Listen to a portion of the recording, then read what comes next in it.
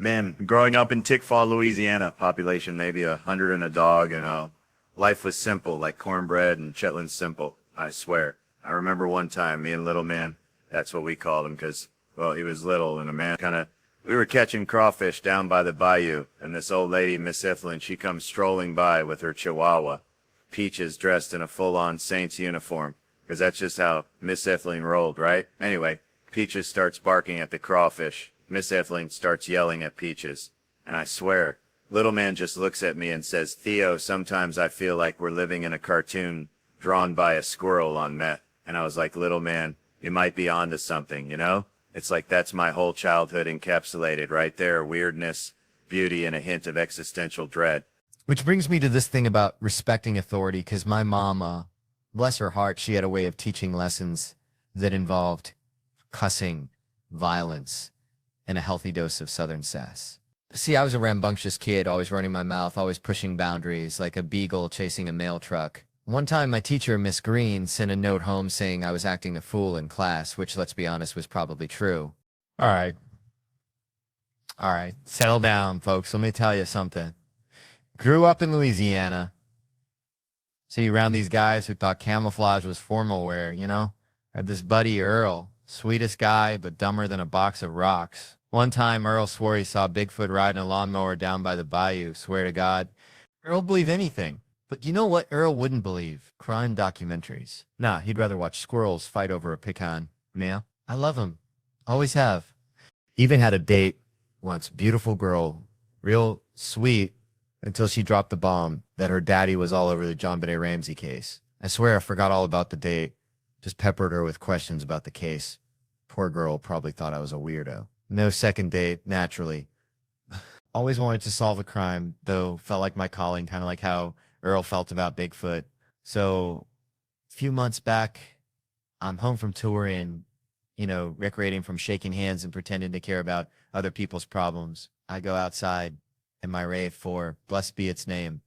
It's been violated. Not like a Gone Girl situation, but still. Someone had rummaged through it. And get this, they left a hat, a freaking baseball cap. Aha! I yell like I'm finally catching a greased pig at the county fair.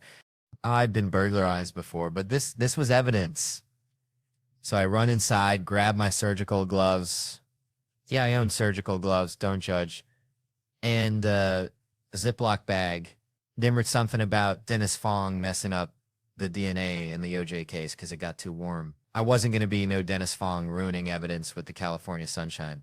I carefully bagged that hat, CSI style, even though my car's interior looks like a hobo's backpack after a tornado. Then I stuck that sucker in the fridge, right next to the wilting lettuce, and my wife's leftover quinoa salad she keeps telling me is good. Called the LAPD, stood out front like Deputy Fife, waiting for the cavalry, thinking, don't worry, fellas, Vaughn's on the case. They show up.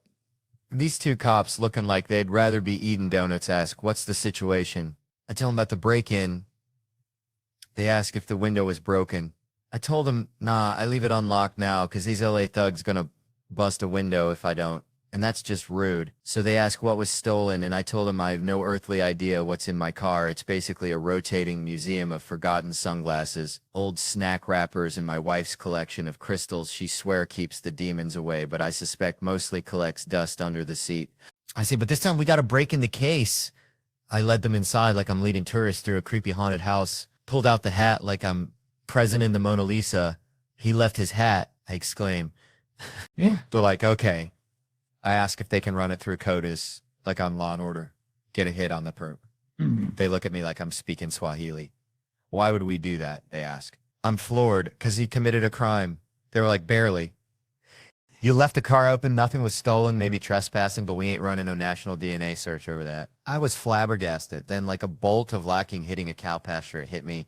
I told them, you can frame it as the guy gave you a hat. A thoughtful yet misguided gift from a budding criminal. I am real glass half full type guy, you see. They still didn't budge. Full. I told them, look, this could escalate. It's a there tresage you vasantri for. Tomorrow it's an escalade. Then a whole HOA community watch group is dead in the ditch. But I say, Manson, and I don't like to speak ill of the dead, but he was a lousy guy, right? He started small, creeping around people's houses. Then he got big ideas. So I ask, don't you want this guy's DNA on file before he graduates from petty theft to start a podcast about murdering people in his basement? They were like, what file? What are you talking about? And I said, the one where you keep the DNA of potential murderers. They said the only way they'd need his DNA profile is if, and I jumped in, if he murders somebody. And then I remembered that sometimes serial killers like to help the police, you know? So I just kept talking about this guy in the third person like he was some kind of criminal mastermind. He's cunning, I said, but he will be back. Then I remembered my friend down the street. Her car got broken into too. I told the cops, go talk to her. Tell her to say something was stolen just to get that hat back in the national system, which apparently is framing someone for a crime. But hey, I'm willing to bend the rules to get these guys behind bars. So if you're out there, car thief, know this, you messed with the wrong RAV4. You'll quickly realize I have no valuables, maybe some spare beef jerky and a lot of regret for ordering that weird coffee from the airport and a bunch of dirt on the carpet. Oh, and that's my dirt. So folks, that's the story of how I almost became a forensic genius. But hey, at least I got a good story out of it. And speaking of good stories, Big Mouth is back. It's based on Nick Kroll and Andrew Goldberg's friendship, and it's fantastic. I get to voice Andrew alongside my very good friend Nick Kroll. It's a fantastic show, and I'm excited to announce its second season. All right, settle down, y'all. Let me tell you something. Grew up in a town so small. The high school mascot was a question mark. Seriously, just a big old question mark on the field. People were confused. Even the cheerleaders were like, what are we cheering for? Uncertainty. It reminds me of this time my buddy Earl, bless his heart, tried to impress this girl by saying he was film Wedding Ring or 2 before the first one even hit theaters. Like telling people you already got a platinum membership to Beyonce's Beehive plus a +1 with Lamar Odom. Back when he was still rocking princess cut she jeans, which by the way is a crime against fashion, worse than Floyd Mayweather and them damn cowboy boots. Somebody lock that man up. Stylist needs to be fired or 2 Chainz showing up to court in a suit. Some things are just inherently wrong, like my Aunt Brenda's attempt to get on a reality show called Straight from the Heart, pushing past me like a damn offensive lineman to get in front of the camera saying hi from the heart while I'm trying to explain the earth is not flat. But somehow Rihanna getting kicked off Instagram for too much skin is somehow supposed to be acceptable. That's like banishing Waffle House from World Star Hip Hop. Ruins the whole damn site, but honestly, I'd pay $1 million just to see her. Well, you know, again, for the first time, but also knowing it's still Rihanna. So that brings me back to these co-stars I've been working with over the years. All of them except The Rock, that is, and The Rock hasn't helped one damn bit. Steve, I'm looking at you. You ain't gonna help nobody except the inmates, Stevie. What is wrong with you? You look like you shop at the Velvet Sweatsuit store next door to Nacho Dick Emporium. And I swear to God, they are all just as ridiculous as waiting 45 minutes for a sandwich from Quiznos. Just needs more dreamers, and definitely not Will Packer sitting beside me at award shows. 5th black dude in a row. I think they have a row of just like all the black folks just chilling there, and Amy Schumer is just getting it thrown in her face, which I'm okay with, and then Whoopi Goldberg just goes on The View and says some wild-ish shit. I can't even I gotta shave again because of all the stupid that's going on, and then some guy is throwing me off while I'm about to rip on this stage in camouflage. He thinks his petite jacket is gonna save him. You know, maybe I don't have a college degree, but I got a yacht. Well, I will have a yacht. It's on credit. I'm just saying I thought I looked cooler in a suit, and now I feel like I look like a head in a box, so I look like a guy with a head, so I don't know. Maybe I should dress like my friend Earl. Man, I swear growing up back in Tickfaw, Louisiana, we had this old dog, Cletus. Dumber than a box of rocks. Bless his heart. Cletus used to chase his tail so hard he'd spin himself right into the damn ditch. You know, like those folks who just gotta get kicked in the face because they watch the foot coming. Like Cletus saw that tail and you know he'd bite it again. Reminds me of this dude I saw getting booted, right? He looked at us after like, did y'all see that? Needed validation for being an idiot. Now, I ain't one for kicking. I'm a fist kind of guy unless, hear me out, unless you start stretching before a fight. You stretching them out. Man, let me tell you something.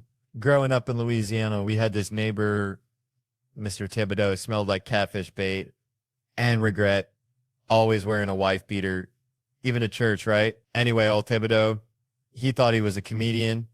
Told jokes that would make a scarecrow blush, but he had this one about a crawfish walking into a bar. Nah, I ain't telling it. It's terrible. But it reminds me, people are getting so touchy these days. Like, my country's going plumb crazy. You know, Bryan Cranston, that Breaking Bad dude, he played a paralyzed fella in a movie, and folks got all riled up saying, why ain't a real paralyzed dude playing it? Like, hello, it's called AC Tech Team, you dummies. Imagine a paralyzed dude trying to act paralyzed. That's just being still and reading lines. That ain't no performance. Reminds me of my buddy Bill. He's been doing all right for himself, you know? He was in this Pete Davidson movie. Says he didn't get fired, could get cut. You never know, but seems like it went great. First time getting to work with Judd Apatow for real, not just on Pete's show, Crashing, which, by the way, folks should check out next June. Get this, Bill's doing Mandalorian, the Star Wars thing, which is nuts because he's a sports fan. Meathead barely knows what a lightsaber is. I'm like, Bill, you in Star Wars. You know what that's like? It's like when Joe DeRosa met Joe Torre, told me about this guy connected with the Yankees, the manager, Joe Tutelage. I corrected him, it's Torre, and he's all, is he a big guy? Does he make that face? I wanted to strangle him. He just wanted to go buy vintage shirts, so I told Bill, this here payback for me meeting Joe Torre. Now he gotta wear a spacesuit that probably smells like Wookiee armpits, says he can't say much about it, all that Netflix secrecy, but you can see the back of his bald head in the trailer for half a second. That's because his head is a helmet already. Redundant to put a hat on a hat, like a clown wearing a second wig. That's how busy he is. He's finishing up season 4 of F is for Family, but stand-up's always #1, and he's always been generous, you know. Even when I was a nobody at the Comedy Store, he'd watch my sets, give me punchline tips.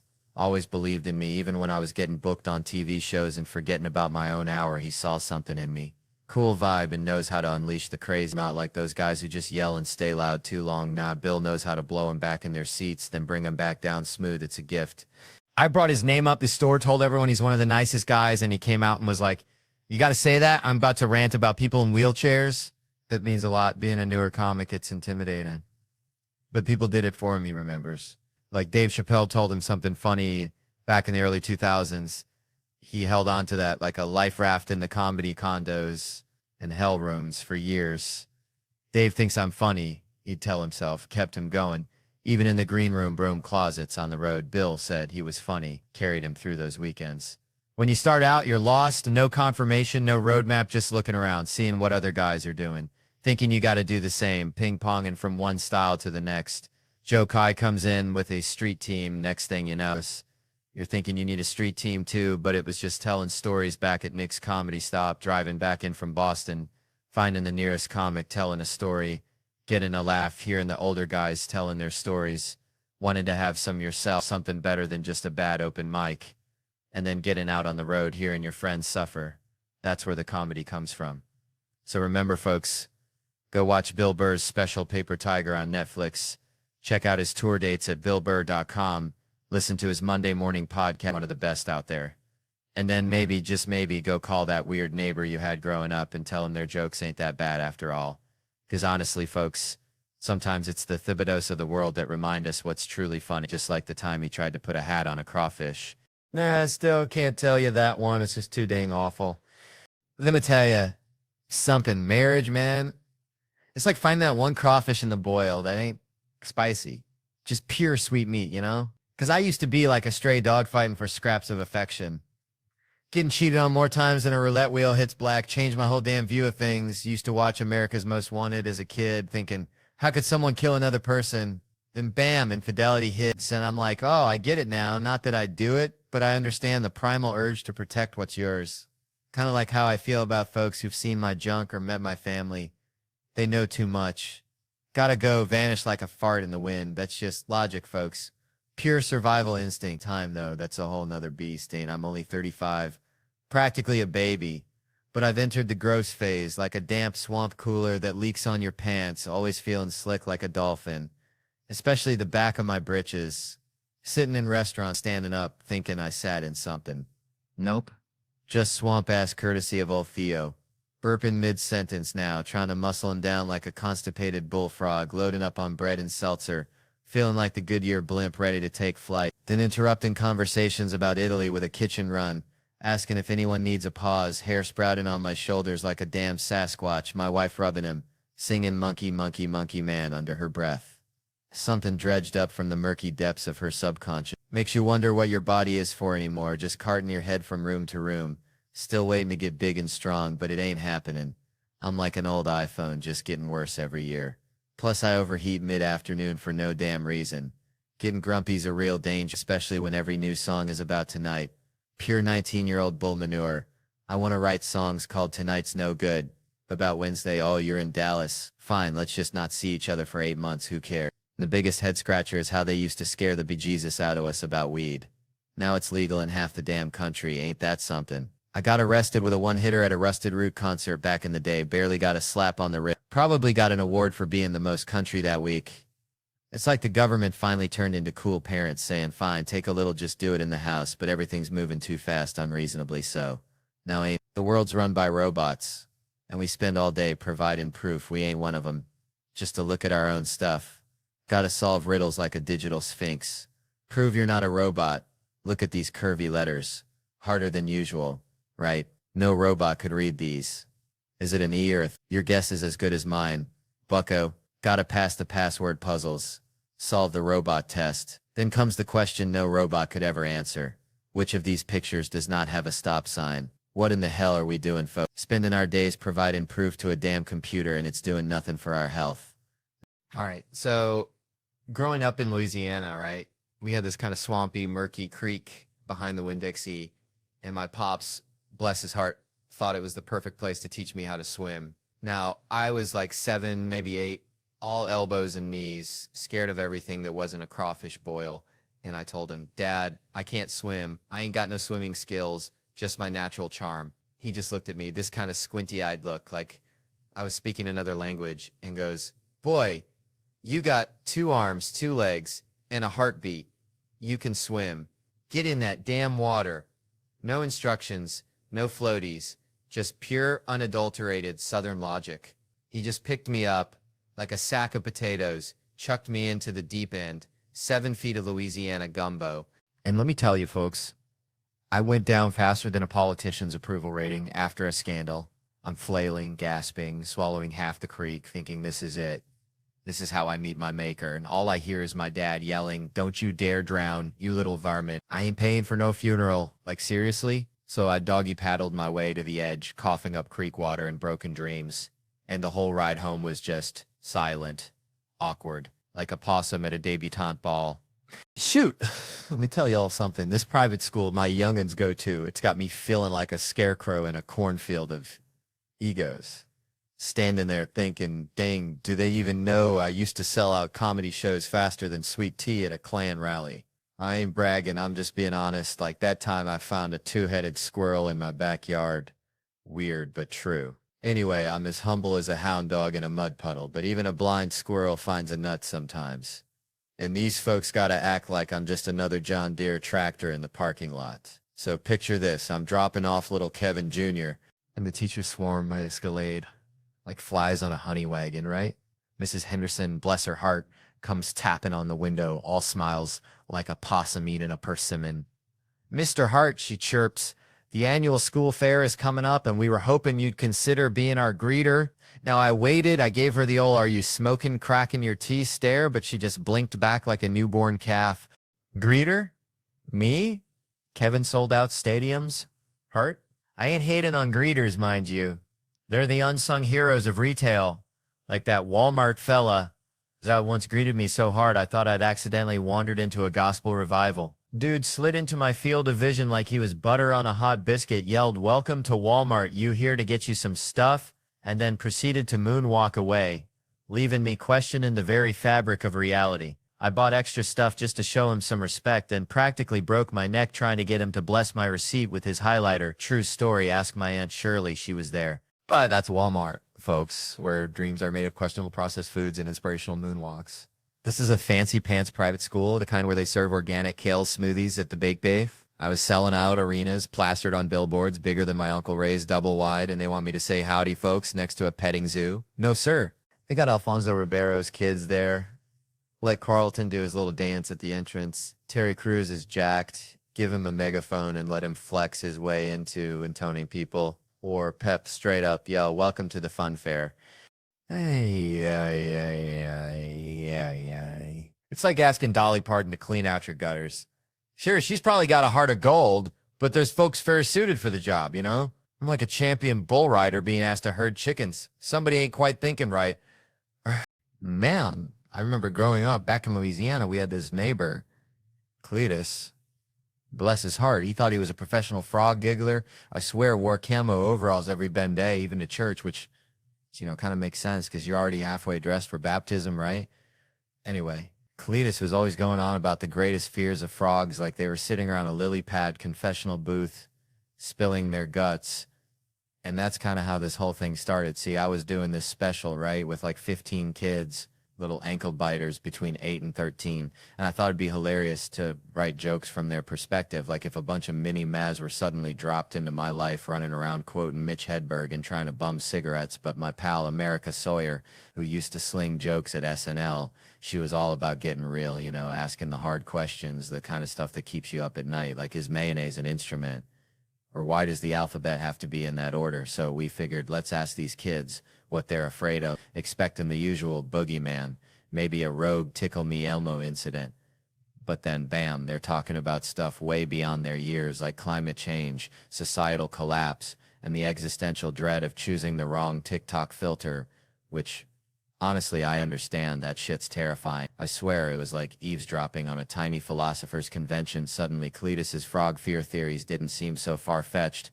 One kid even said he was afraid of running out of V-Bucks. I swear to God, I almost choked on my LaCroix. It was like, these kids ain't scared of no tarantula. They're worried about digital apocalypses and the impending doom of dial-up internet coming back, which, I gotta admit, that's a legit fear. But then you see them all dressed up in their little suits and gowns at the premiere, demanding black tie like they're running the damn Met Gala, and you realize they're still kids, just with slightly more sophisticated anxieties. And then, of course, there's the Alanis Morissette cover, You Ought to Know, but just the appropriate parts, which, yeah, maybe my mistake for not realizing those parts might not be the best choice for a child to say, or that time when I was asking him to fill in the blank. America has a lot of Warwick, and this kid, little Alex Bello, without missing a beat, says work to do, and you're like, damn, even the kids are woke now. I ain't got no kids myself, never wanted them, and I even had a whole conversation with these kids about it, explaining how I love my free time and my wife.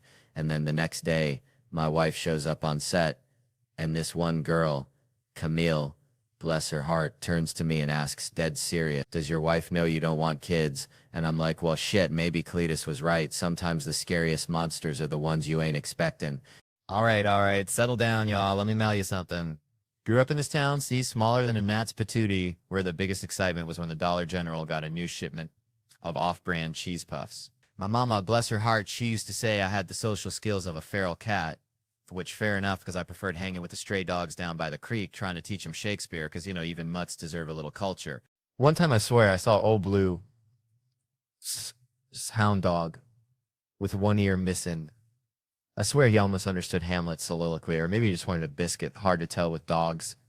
They're kind of like politicians, always looking for something. But see, that's how I always been, connecting dots that ain't even close to each other, like trying to make a gourmet meal out of roadkill and ketchup packets, which, by the way, I actually tried once, don't recommend it. Anyway, all that to say, folks are always asking, Theo, how do you do it? How do you find the funny in everyday life? And I tell them it's like finding a four-leaf clover in a cow pasture. You gotta wade through a whole lot of crap first. Which brings me to this thing about, like, people feeling disconnected. Like they're wandering through life wearing socks with sandals, just completely missing the mark, you know? See, we're all just searching for something. A connection, a purpose, maybe just a decent Wi-Fi signal, but we get so caught up in the noise. The Instagram filters and the political arguments that sound like two squirrels fighting over a walnut. We forget to look around and see the actual real deal beauty, the goofy, imperfect, beautifully flawed human connections all around us. And we're so caught up in trying to be somebody else. Some Instagram influencer with a butt the size of a small car and a life that's probably as fake as a $3 bill, that we miss out on the chance to be ourselves. Warts and all. Because let me tell you something, those warts, those flaws, those weird quirks that make you, you are the things that people actually connect with. That's the four-leaf clover. That's the good stuff. That's what makes life worth living. Even if you are wearing socks with sandals. And maybe, just maybe, especially if you are, because hey, at least you're comfortable. And that's more than most people can say. And at the end of the day, ain't that what it's all about? Being comfortable in your own skin, even if it's covered in mosquito bites and smells faintly of fertilizer. Just own it. Be you. Be weird. Be wonderful. And for the love of Pete, stop taking selfies with duck faces. Nobody wants to see that, unless you're actually a duck. then go wild. Quack it up, baby. Quack it up. Man, growing up in the sticks, we had this dog, Biscuit, dumber than a box of hair, right? Would chase his tail till he puked, then lick it up. That kind of stupid. Reminds me of trying to sleep these days. Got this fancy ass pillow, cost more than my first car, and I'm still up at 3 a.m. counting imaginary sheep that are all doing the Macarena. Speaking of sheep, saw this dude the other day slumped over in public, sawing logs louder than a chainsaw convention, and I'm thinking, that son of a biscuit eater is getting better sleep than I've had in a decade. So naturally, my brain goes into full-on prank mode, like when me and my cousin Billy Bob tried to convince Mrs. Henderson that her cat could talk. Yeah, story. It involved a walkie-talkie and a very confused meow, and I'm plotting how to give this Sleeping Beauty a little wake-up call. I know, nothing mean, just a touch of country justice. I'm thinking, let's get a spotlight on him, real subtle, like he's about to get abducted by aliens, or maybe sing him a lullaby, but like a death metal lullaby. Then my buddy Joe's over there, bless his heart, trying to figure out the light switches like he's defusing a bomb, and I'm over here praying nobody pulls a fast one, because Lord knows there's always one character who's about to pickpocket somebody. And I wanted to bust out the dang police lights, but, the front rows get all defensive, and I didn't want him to try and leave. I mean, this guy was out cold. I'm hollering his name like I'm summoning a demon. Miguel, La Policia, and nothing. Not a twitch, which leads me to believe one of two things. Either he's a professional napper who could sleep through a hurricane, or he's actually dead, and I'm about to become a suspect in the most bizarre murder case since that time my Uncle Earl tried to poison a squirrel with moonshine. Maybe I should just leave him there, let him wake up and deal with the mystery like a modern-day Rip Van Winkle, only instead of a beard, he's got a serious case of drool. All right, so I was at this Waffle House down in Tickfaw, Louisiana, right? Place smells like regret and burnt coffee, the vibe. And this lady, bless her heart, she orders the most expensive thing on the menu. It's like a lobster omelet with a side of gold flakes or something. I don't know, something ridiculous. And I'm thinking, man, this is Waffle House, not the goddamn Ritz. It's like bringing a Ferrari to a monster truck rally. Reminds me of this one time my cousin Earl tried to impress this girl by taking her to the fanciest burger joint in Ponchatoula, spent his whole paycheck, and she ended up leaving with the dude driving a tractor. Turns out she was into that farm-to-table lifestyle, literally. And, these waiters, they got to give you that little head nod that, are you sure you can afford this look, like they're protecting your bank account from yourself. Which got me thinking about women complaining about relationships. Always picking the wrong dudes. It's like ordering a steak and lobster when you're on a damn McDonald's budget, If you keep attracting ain't shit dudes, maybe, just maybe, there's something about your pussy that's broadcasting easy signal, like a moth to a busted-ass porch light. It's time to take some responsibility, ladies, because no one want to hear complaints about this. It just feels like Michael Jackson being poor. Imagine MJ growing up in the projects, him and Tito riding around in a Cadillac looking for bad girls, Michael's on crack, and now suddenly get that the police, they didn't protect the black people, which it feels like an old Timex commercial for them. But it is all right if the brother gets paid, like Ike Turner did as the king of the Wolverbeater before O.J. Simpson taking that crown. But when O.J. was innocent in the eyes of Johnny Cochran, those white people who couldn't sleep because of the verdict, it's like black people getting insomnia since the slavery. Now, you hear something like that, you just want to yell out, fuck the police, while driving 300 miles an hour in a Volkswagen because Lorena Bobbitt cutting off her husband's member, driving down the freeway and throwing it out the window is justice too, and with the L.A. Police Department searching for O.J. Simpson, you're thinking it is the justice system that is not working. It's all connected, man, like dominoes falling after a crawfish boil. All right. So I was down in Tickfaw, Louisiana, visiting my uncle Earl, bless his heart. He's got this rooster named Clarence that thinks he's a dang opera singer, just screaming at the moon all night long, kept me up more than a possum in a laundromat. But anyway, Earl's watching Law and Order, and he's yelling at the TV. They're always stealing stories out of the newspaper, dang varmints.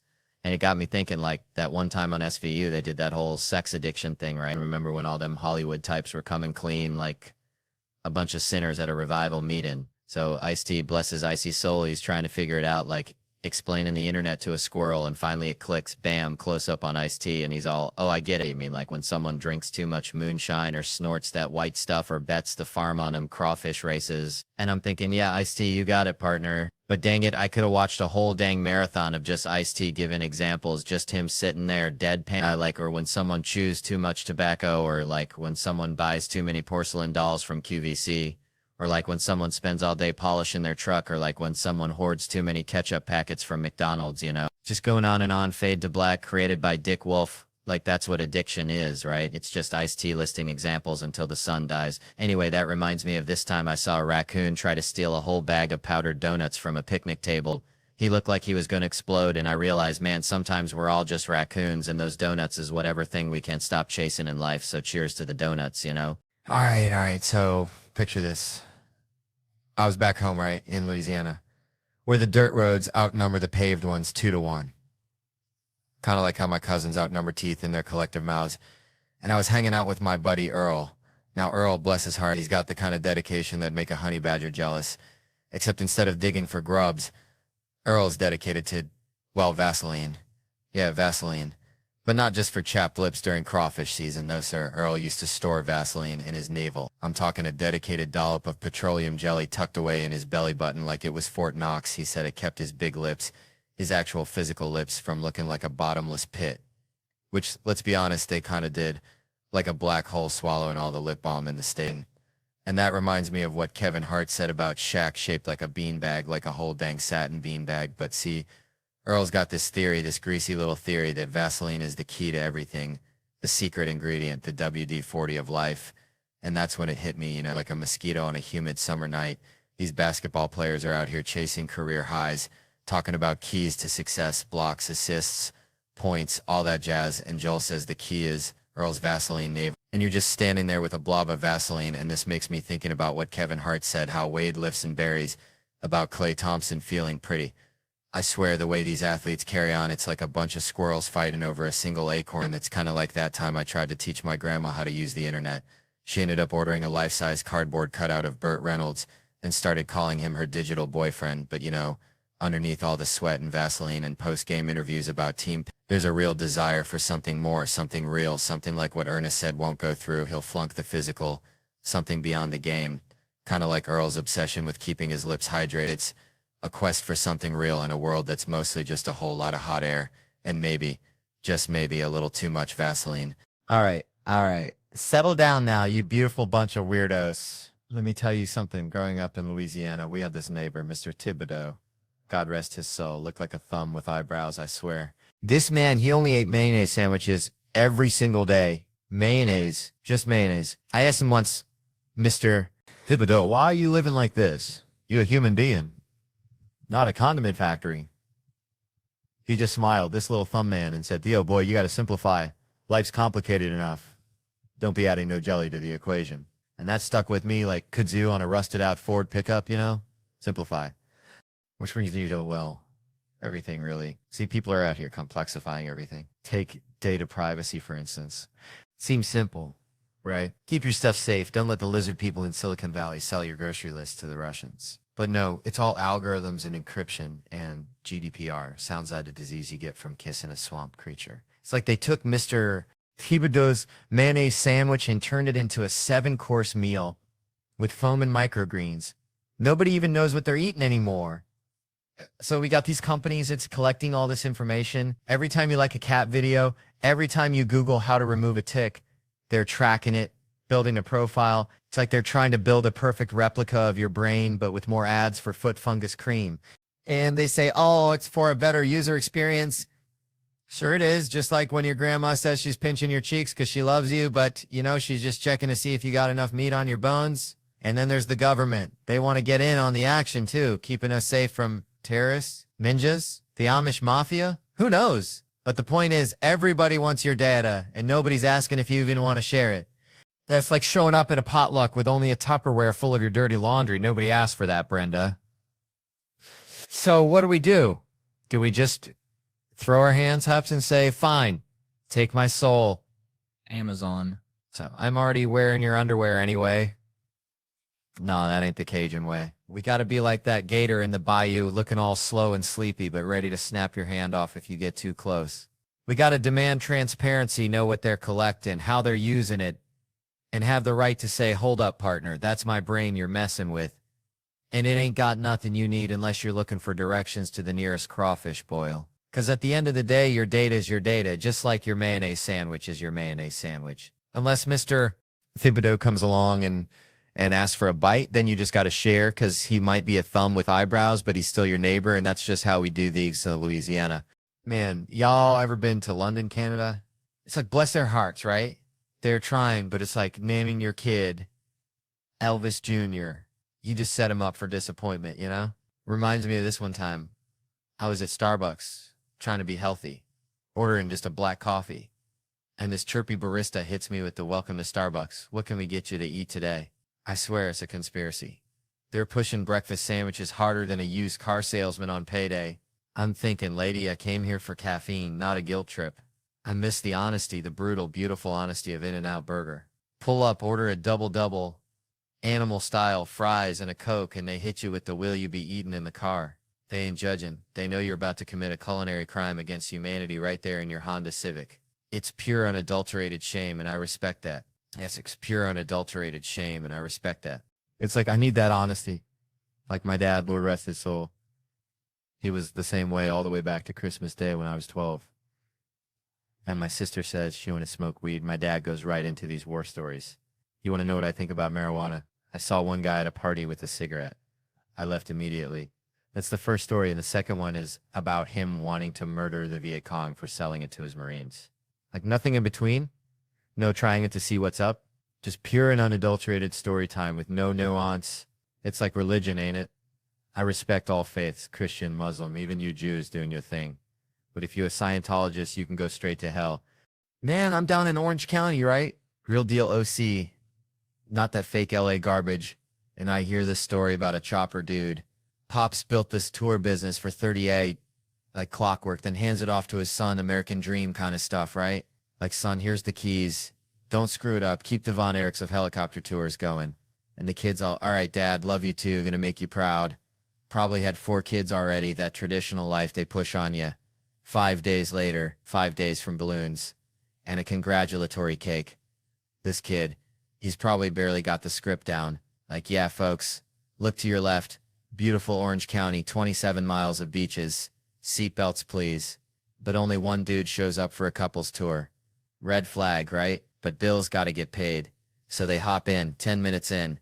This guy just yeets himself out the door like a reverse Houdini, straight into the Pacific. I'm thinking, what in the actual tarnation? 5 days in, this kid's already got a story that'll be on I Shouldn't Be Alive. But turns out, the jumper, a 61-year-old, was riddled with something awful. Chronic pain, doctors throwing up their hands. Figured he'd had enough, and in my book, that's a goddamn hero. He wasn't gonna go out like some sissy overdose on pills while watching The Notebook under Nana's quilt. No, he went full Evel Knievel. Think about it, soaring over the land he loved. Then bam, swan dive to freedom. Shoulda had a cape on, I'm telling ya. He probably had his feet on the dashboard, chugging a Dr. Pepper, not even listening to the tour spiel, just thinking adios. But here's the kicker. The cherry on top of this crazy Sunday, the dude lived 500 feet above the ocean. You'd think that'd be a wrap. But he must have hit the water like Greg Louganis. Minimal splash. Except witnesses said it looked more like a mannequin getting tossed out, so probably a belly flop of epic proportions. Like a seal trying to do a cannonball. But listen, that don't change nothing. The intention was there. I still respect the hell out of this guy. I just feel bad cause on the way down he's probably thinking 3 more seconds of pain, 2 more seconds. Oh God, this is worse. This is way worse. It does have a happy-ish ending though. He passed away later at the hospital. So here's to him, God bless him, and I hope someday I have the sheer audacity to orchestrate a grand finale like that. Even if I botch the landing, just a dude trying to stick it to the man in the sky. Even if he just ends up looking like a big ol' sea pancake. Man. College, right? I swear, I just got a letter from my alma mater. Felt like Christmas morning, kinda, you know, until I opened that sucker up. Said, hey, Theo, remember us. We're the reason you're in debt. Just kidding. Mostly. Then they hit me with this line, and I'm paraphrasing here because I threw the damn thing in the trash after, but it was basically, hey, cough up some dough. We want a gift, but, only if it jingles. Now, I'm no mathematician, but back when I was slurping ramen in that glorified daycare, I was forking over about 15 grand a semester, twice a year for 4 years. Do the math, folks. That's like 120,000 clams. I practically bought the damn library. So, excuse my French, but are you telling me that after I essentially funded a small African nation's GDP with my tuition, you got the audacity, the sheer nerve to ask for more? What is this, a hostage situation? I feel like I'm dealing with my cousin Gary. Gary showed up to Thanksgiving wearing a wife beater asking for $20 for gas, even though his car's been up on blocks in the yard since the I-2K. Where's that money even go, college? Did you build a solid gold statue of the dean? Is there a secret underground bowling alley I never knew about? I bet it all went into those stupid study abroad programs where kids go to Italy and take pictures of pizza. Meanwhile, I'm eating ketchup packets in the library, trying to decipher Shakespeare with a hangover the size of Louisiana. I got buddies, they're all, Theo, be a good alum. Donate. They even wear the college t-shirt like they're still trying to impress their RA. Look, if you're a grown man still sending money to your old college, that's like still paying your ex-girlfriend's rent. She ain't coming back, buddy. You're just enabling her kombucha habit. That college, that's a $120,000 hooker and you fell in love with her. In the letter, they were all like, it's been a while since you donated. I felt like firing back. It's been a while since you housed and educated me. I thought we had a deal. I gave you my money. You gave me a piece of paper and a crippling sense of inadequacy, but they gave me this cinder block room, smelled like stale beer and regret, covered in a Reservoir Dogs poster and the first real heartbreak of my life and probably HPV. And that's it. That's the ROI? Man, what even is college? Seriously, somebody tell me, because I went and I still ain't got a clue. I was 18, looked like a thumb with hair, living like a Ninja Turtle on a diet of cigarettes, Adderall and Natty Light. It was a 4-year-long game show. Do my friends hate me or do I just need to sleep? But instead of winning money, you just lose a fortune. And the kicker? I agreed to this deal when I was 17, no lawyer present, wearing sweatpants with pizza sauce on the knee. That's gotta be illegal, right? They tricked me like Brendan Dassey on Making a Murderer. Pulled me out of high school, 2 guys in clip-on ties like, come on, son, do the right thing, sign here, you'll be an English major. And I fell for it. An English major. 120 grand so some professor could tell me to read Jane Austen and then I didn't. Y'all can laugh, but that's the worst financial decision I ever made, and I once bought a used jet ski from a guy named Bubba who claimed it was slightly haunted. Man, I swear, I knew this fella back home. Budro used to win stuffed animals at the county fair like it was his job. Not because he was good at the games. No, because he just holler the loudest at the carny folks till they gave him something to shut him up. Kind of like what's going on here tonight, though. I ain't giving nobody no giant stuffed cat unless that claw machine's rigged, like my Uncle Earl's tractor after he had a few too many natty lights, which, come to think of it, might explain some of the medical profession these days, 'cause I'm looking at you, nurse in training, and I ain't saying you ain't gonna be a good one, but you remind me of that time I tried to give my dog Roger cough medicine, and he just looked at me like, Theo, what in the Sam Hill are you doing? And then promptly threw it all back up. And that's how I feel right now, like I'm trying to force feed something to someone who ain't hungry. And meanwhile, her poor boyfriend over there is probably wishing he was watching paint dry, 'cause even that'd be more interesting than listening to me wrangle a drunk heckler who thinks she's got a free pass to the comedy rodeo. But hey, at least she's making money at her job, which, let me tell you, is a miracle in itself these days. Especially with these darn AI robots taking over, it makes you wonder if one day we'll all be replaced by robots who yell louder than Budro at the county fair. And then what's a fella to do but just sit back and watch the world burn? Or maybe just find a quiet corner and teach Roger some new trick, 'cause at least he ain't going to tell me to go back to jokes. All right, folks. Let me tell you something. Growing up in Possum Trot, Tennessee, population smaller than a Walmart on a Tuesday night, we didn't have no fancy math groups. No Blue Angels flying high. We just had smart kids and the rest of y'all. And I was definitely hanging out with the rest of y'all. Probably eating a moon pie and trying to figure out why the sky was blue, which, is a deeper question than any algebra equation. I swear it makes you think about stuff like how we're all just dust particles floating in the cosmos, kind of like those folks on Law and Order, always finding dead bodies in New York, which I gotta say I love that show. Especially the one where the dude is unloading crates while the detectives are asking him about a triple homicide. Like, sir, your neighbor's been murdered and his cats are missing. And he's like, yeah, Tony Ramirez, Tuesday's box of bananas. I tell you, that reminds me of my Uncle Billy, who wouldn't stop whittling even when a tornado was coming. Said he had a wood spirit to appease anyway. Law and Order's just comfort food. You know, same story every time, like them Dollar General cookies that are always a little stale, but somehow you still eat 'em. And then there's Jerry Orbach, Lenny Briscoe himself. That guy was a legend. I miss him more than I miss my Aunt Mildred's potato salad at Thanksgiving, which, let me tell you, was a culinary crime against humanity, bless her heart. Jerry was the best. Always had that dry wit like a good shot of moonshine on a cold night. And then he went and died. And get this, they gave his eyeballs to 2 different New Yorkers. 2 different people walking around with Jerry Orbach, looking out at the world. Imagine the pressure. I mean, what if one of them starts making those little wisecracks at crime scenes, like, looks like someone didn't pass their final exam. That'd be something. Or maybe they both fall in love, like some kind of bizarre rom-com. Love at first sight. New York. 2 strangers meet, who only share a pair of deceased detectives' eyes. He likes football, she likes stocks, but then they stumble upon a dead body and at the same time they both just blurt out, well, class dismissed, as they gaze into each other's Jerry Orbach-y eyes. Man, I swear, growing up in Louisiana, we had this bathtub, right? Avocado green. Looked like Shrek's armpit. And it was slipperier than a politician's promise, so time I'm in there just trying to exfoliate like a damn influencer, and bam, down I go, like a sack of potatoes. But here's the kicker. My cousin, bless her heart, she's in there too, thinking she's auditioning for a shampoo commercial, all slow motion hair flips and whatnot.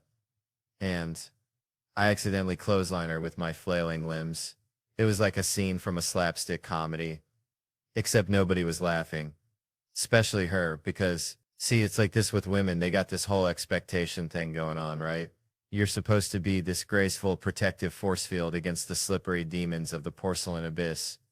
But the truth is, I'm just a clumsy swamp creature navigating a world designed for ballerinas. And that's kind of how I see this whole body image thing too. Like, women are constantly getting judged, weighed, measured, told to shrink here, puff up there. It's like they're living in a goddamn funhouse mirror. And meanwhile, dudes are out here walking around looking like sentient beer kegs, rocking the dad bod like it's the latest fashion trend. And nobody bats an eye. It's a wild double standard. I tell you, it's like comparing a meticulously crafted souffle to a microwaved burrito. Both can be delicious, but one's definitely getting more side-eye at the dinner party, you know? So next time you see a woman falling in the shower, cut her some slack.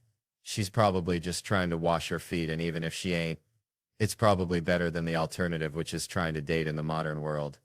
That's even more slippery, guaranteed someone will end up falling.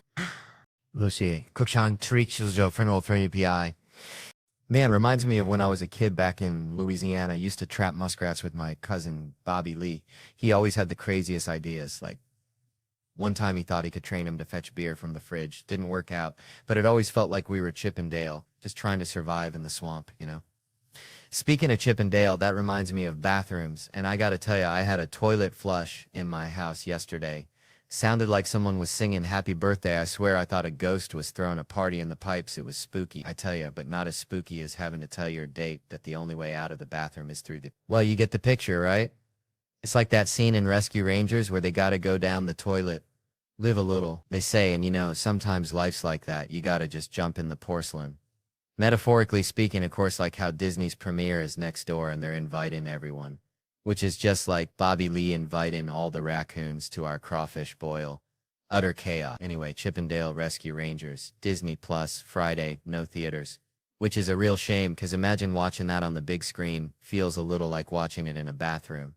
Kinda immersive, right? But hey, at least Cheryl Hines is gonna be there. Probably not in a toilet though. But hey, at least it's not in theaters, because you know what that means? I don't have to take off my house shoes. Now ain't that something? Alright folks, so there was this dude, right? Always late. Like, consistently late. You know, the kind of late that makes you think he's got a side hustle as a time traveler messing with the Cretaceous period. And we'd be on his case. Even when he was pushing 40, he'd blame the traffic, which, come on, traffic's just God's way of saying slow down. Enjoy the scenery, maybe find a possum to befriend. But nah, this fellow was traffic's nemesis, always battling the asphalt demons. And it got me thinking, it's tough asking someone to admit their flaws. Like imagine my funeral, all sunshine and rainbows. Not a single mention of my rotten prince tendencies, which, let's be honest, I could be a real dillweed sometimes. Not intentionally, mind you, but like a puppy with a chainsaw, all enthusiasm and accidental carnage. And you're probably thinking, Theo, were you secretly mad when I called you out? Nah, man, I appreciate the honesty, like a good back scratch on a sunburn. It hurts so good. And I know, sometimes I was holding in a full-blown toddler tantrum during the show, but hey, sleep deprivation's a torture method for a reason. It turns you into a grumpy raccoon hoarding shiny objects. And I gotta give it to you, you had this zen-like ability to just chill, even when I was being a grade-A knucklehead, which made me wonder, were other folks mad at me too? It's the not knowing that kills you, like being stuck in a room full of mannequins. Are they judging me? Are they planning a revolt? Who the heck knows? But that restraint, that poker face, it's a superpower, useful for business negotiations or poker, which, let's be real, I'd be terrible at. I'd be like a toddler playing with dynamite. All clueless enthusiasm, showing my hand with every goofy grin. But my dad, bless his heart, gave me the best advice for dealing with those situations. He said, son, if you don't like what someone's saying, just shut your trap, let them talk in absolute silence. And they'll crack like a walnut under a sledgehammer. They'll start backpedaling, offering you the moon just to break the tension, because people hate silence more than they hate Brussels sprouts. It's a powerful weapon, that silence. And I realized, days, that's what he did to us kids when we wanted to watch R-rated movies. Can I see Rambo? Silence. Are you still there? Uh-huh.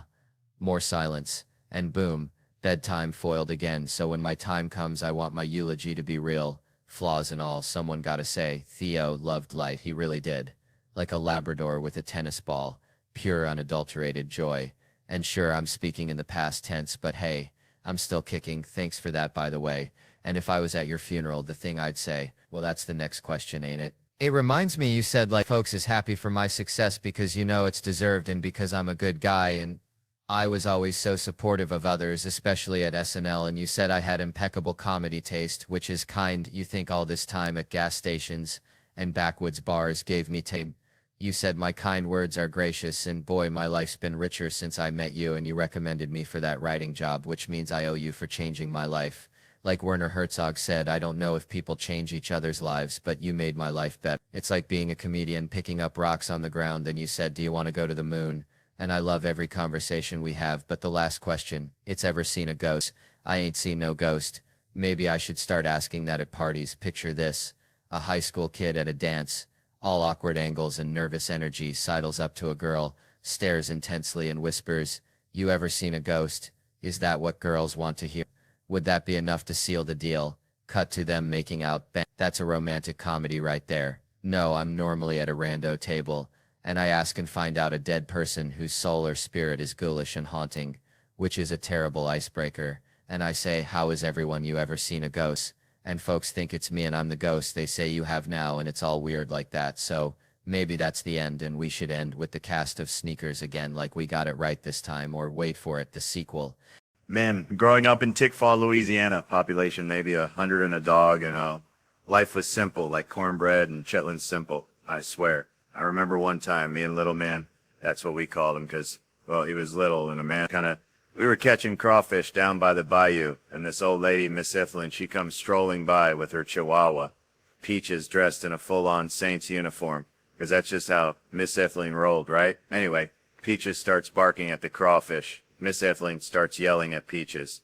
And I swear, little man just looks at me and says, Theo, sometimes I feel like we're living in a cartoon drawn by a squirrel on meth. And I was like, little man, you might be onto something, you know? It's like that's my whole childhood encapsulated right there. Weirdness, beauty, and a hint of existential dread. Which brings me to this thing about respecting authority, because my mom, bless her heart, she had a way of teaching lessons that involved cussing, violence, and a healthy dose of Southern sass. See, I was a rambunctious kid, always running my mouth, always pushing boundaries, like a beagle chasing a mail truck. One time, my teacher, Miss Green, sent a note home saying I was acting a fool in class, which, let's be honest, was probably true. Man, I was just down at the Piggly Wiggly the other day, right? And this fella, bless his heart, he's trying to return a watermelon. Says it didn't taste like nothing. Like, what you expect, sunshine, a symphony in your mouth? Anyways, it got me thinking, like, this whole putting yourself out there thing, you know?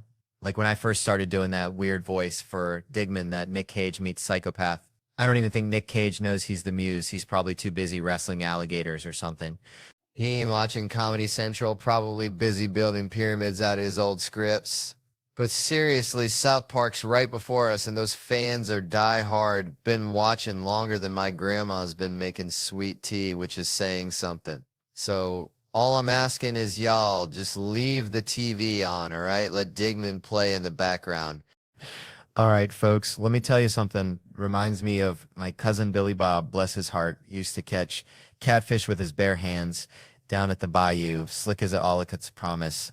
And one time he reels in this monster, this flathead looking like it swallowed a bowling ball.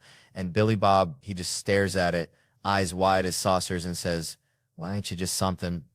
Which is exactly what I thought when I saw this study, right? About how social media, that dang thing, is making us lonely like a hound dog on a chain, you know? They say folks compare themselves to these Instagram models, these perfectly filtered lives, thinking everyone's living in a damn magazine, which is bullcrap. Because I'm pretty sure half of them are using so much Photoshop they look like aliens trying to pass as humans at a Walmart convention. And it's making them feel bad like they ain't good enough, which is a dang shame. Because everyone's got something special, like my Aunt Mildred's potato salad. Looks like roadkill, but tastes like heaven. So they're feeling left out, disconnected, like a landline in a cell phone world, and spending all their time online, looking for likes, instead of actually talking to folks face to face. Real human connection, like a hug from your grandma after a long day of shoveling manure. And it's a vicious cycle, a hamster wheel of sadness, where you just keep running and running, but never get anywhere, never find true happiness, which, let's be honest, is probably just a warm plate of cornbread and a good dog anyway. So what I'm saying is, put down your phone, folks. Go outside, talk to a neighbor, pet a stray cat, maybe even learn to catch catfish with your bare hand. 'Cause life's too short to spend it chasing digital ghosts. And besides, that catfish might just teach you a thing or two about resilience, or at least give you a good story to tell next time you're standing in line at the Piggly Wiggly, trying not to compare your groceries to Miss Henderson's organic kale, which, let's face it, ain't never gonna happen, 'cause I am a simple man, and I like my Mountain Dew. Just don't be like my Uncle Dale, who thought the internet was a series of tubes, God rest his soul. Man, Montreal, y'all are all right. Reminds me of shrimping back in Tickfall, Louisiana, where the only thing louder than the mosquitoes was my Aunt Shirley and Aunt Uncle Dale for drinking all the RC Cola again. You know, that woman's voice could peel paint off a barn from 50 yards. That's the thing about women, ain't it?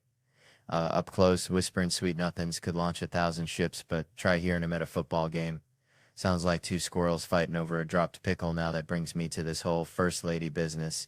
See, my grandma used to say, a chicken ain't got no business in the hen house if it ain't laying no eggs. And I'm thinking, these first ladies, bless their hearts, they ain't elected, they ain't paying the bills.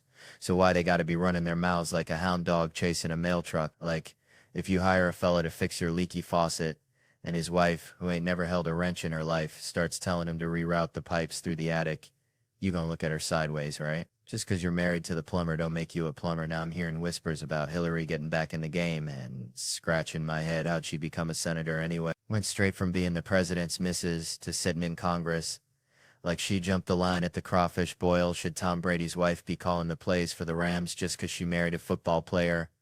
Ain't no magic powers transferred through matrimony. This all started with Nancy Reagan, bless her soul, waving her bony finger and telling us to just say no, like we was all just waiting for permission to quit huffing paint thinner. Than Hillary with her health care plan.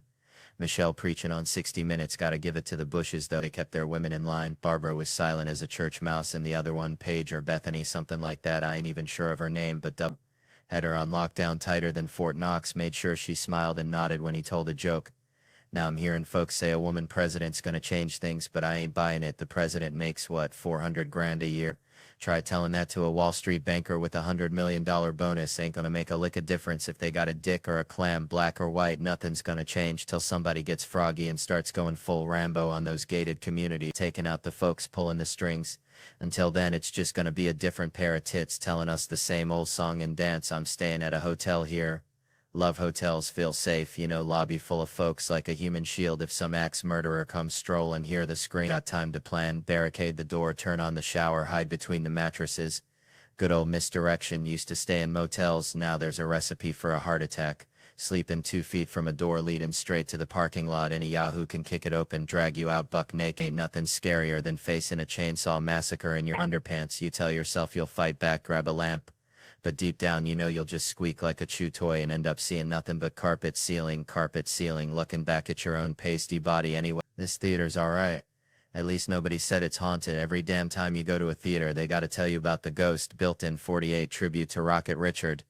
And we got a ghost named Michael. If you believe in ghosts past the age of 8, you're dumber than a box of rock. What's the end game for a ghost anyway? On a basement forever, waiting to spook the boiler repairman? If I was a ghost, I'd fly straight to the CIA headquarters, sit in on meetings, go to the Super Bowl, find out what they're really saying in the HUD, and spend an eternity trying to scare an accountant into solving my murder. I'd be looking for that damn RC Cola. That's where the real secrets are. I was at this Cracker Barrel down in Tickfall, Louisiana, right? Getting me some chicken and dumplings, you know, the real kind that'll clog your arteries faster than a 99 Ford pickup truck with a busted oil pan. And this dude, he's straight up sawing logs in the middle of the show. Just flat out knocked. Drool and all. I'm thinking, man, I can't even sleep at home. Got this $300 pillow that feels like a brick. And this fella's out cold in a public theater. Like he's in his own personal sensory deprivation tank sponsored by NyQuil. Reminds me of my uncle, Earl. He used to fall asleep during Thanksgiving dinner face first in the cranberry sauce. Anyway, nobody touching him. No, sir, not on my watch. Louis C.K. probably wish he could be here to shine to see how he can get away with something on the borderline, but not fully illegal. But the dude, Miguel's his name, 25 years old, working construction. Now, usually that's where I'd launch into the old Mexicans taking our jobs routine, but then I find out he's working in the office construction. I never heard that. That makes him getting replaced by a Chinese or a robot, just straight up AI taking over the whole damn operation. But his boys, they covered for him. Said he was up all night arguing with his girlfriend, probably about some high-stakes Scrabble match or who gets to pick the next song on the jukebox. He bought his ticket himself and he is using it. You know, I haven't slept like that since I was a kid. And the only way I could do that was by going to the church on Sunday. And I know the dude shit in the stalls without any worry. And sleeps right in front of Jesus on Sunday. But I'm thinking, here's this dude, Miguel, living the dream, unconscious and carefree, while I'm up here battling insomnia like it's a goddamn UFC fight. We even dimmed the lights, played some spooky music, felt like a damn exorcism was about to go down, except the demon was just exhaustion. I even yelled, La Policia. Miguel didn't even flinch. I swear he could have been in a coma for 8 years, slumps on his 4th term, and he'd still be snoozing. He wakes up and I thought he was dead and he didn't remember anything. I asked, what was your favorite part? And he said, it's over and now it's Saturday. Turns out the dude does both residential and commercial construction, the whole damn shebang. 25 years old and worn out already. What's he going to be like when he hits 40? A human-shaped pile of dust held together by duct tape and caffeine. Still, he gave me an idea. Maybe I should start sleeping in public. Get some of that sweet, sweet Miguel level unconsciousness. Maybe even go to church, face Jesus, and shit in a stall like him. Who knows, might just cure my insomnia or at least give me some good material for the next show, but he is not worried about shitting and sleeping in public. Man, let me tell you something. Growing up in Louisiana, we had this fella, Bobby Ray, could talk the chrome off a trailer hitch, bless his heart. You date him the time, and 3 hours later, you're learning about his hernia operation and the squirrel he saw burying nuts that one time.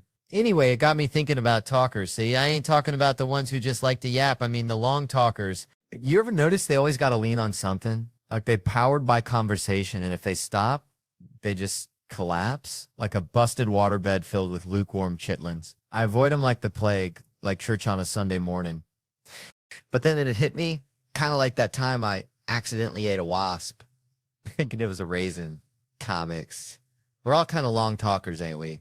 Especially when we go about our heroes. I was talking to Eddie Murphy once. Eddie Murphy, and I told him, Eddie, you're a big reason I'm up here sweating like a sinner in church. He just chuckled, that Eddie Murphy chuckle, and it made me think, what if I told people it was dice clay, the looks I would get? Anyway, I asked Eddie why he ain't been back on stage, Mets, and he said something that stuck with me. He said it's like cold water. So he set the bar so dang high. Expectations are like that time I saw a raccoon try to climb a greased telephone pole. Ain't happening. And it's true, you know? We see these comics, these giants, cutting it up like a Thanksgiving turkey, and we think, how'd they get there? Probably crawled on their belly, one bad joke at a time. I had my lumps, let me tell you. Back when I was Jerry, age 22, 24, something like that, got a $25,000 deal. I thought I was King Tut, called my brother, bless his heart, and I said, brother, we get mom a house, dad a house, you a house. Dad gets that truck he's always wanted. We set. Money, gone. IRS knocking like a woodpecker on a crackhead's front door. Had to tell Dad, sorry about that house, Paw. 9 people living in that dang thing, but what you gonna do? Point is, in comedy, we ain't got many chances. That was grinding for 13 years, grinding like a stripper working off her student loans. In the last 4 or 5, been on the upswing. Reminds me of that musical, Little Shop of Horrors. TV's kind of like that plant, ain't it? One of us is getting eaten. Either you eat the box or the box eats you. That show was getting hungry, had to bounce. But, you know, that conversation with Eddie, good as it was, reminds me of the best conversation I ever had. Tad was with my dad ending to me why he had to do drugs. Said everybody was doing it, son. Your Aunt Brenda, your Uncle Earl, hearing him say that, seeing that truth in his eyes, that was something else. It was like watching a caterpillar turn into a rusty butterfly, a reminder that even in the darkest corners, there's a twisted kind of beauty like a possum wearing a tiny hat. All right. Settle down, folks. Settle down. So growing up in Slaughter, Louisiana, you wouldn't believe the nicknames. I weren't exactly tall. See, more like compact. One dude, Cousin Earl, bless his heart, he'd yell across the Piggly Wiggly, hey, Theo, I can't believe it's that big. Referencing my personality, I guess. I wasn't the height, but the sheer force of will. You see, like a chihuahua with a Napoleon complex. And that's me. And it got me thinking, all this talk about height, it's bullcrap. Tall folks, bless their hearts, they just conversational advantages like them fancy, overpriced steaks that taste like cardboard. There ain't nothing else special about them. They ain't smarter. They ain't funnier. They sure as hell ain't tougher. I've seen a possum take down a Great Dane. Size ain't everything. People.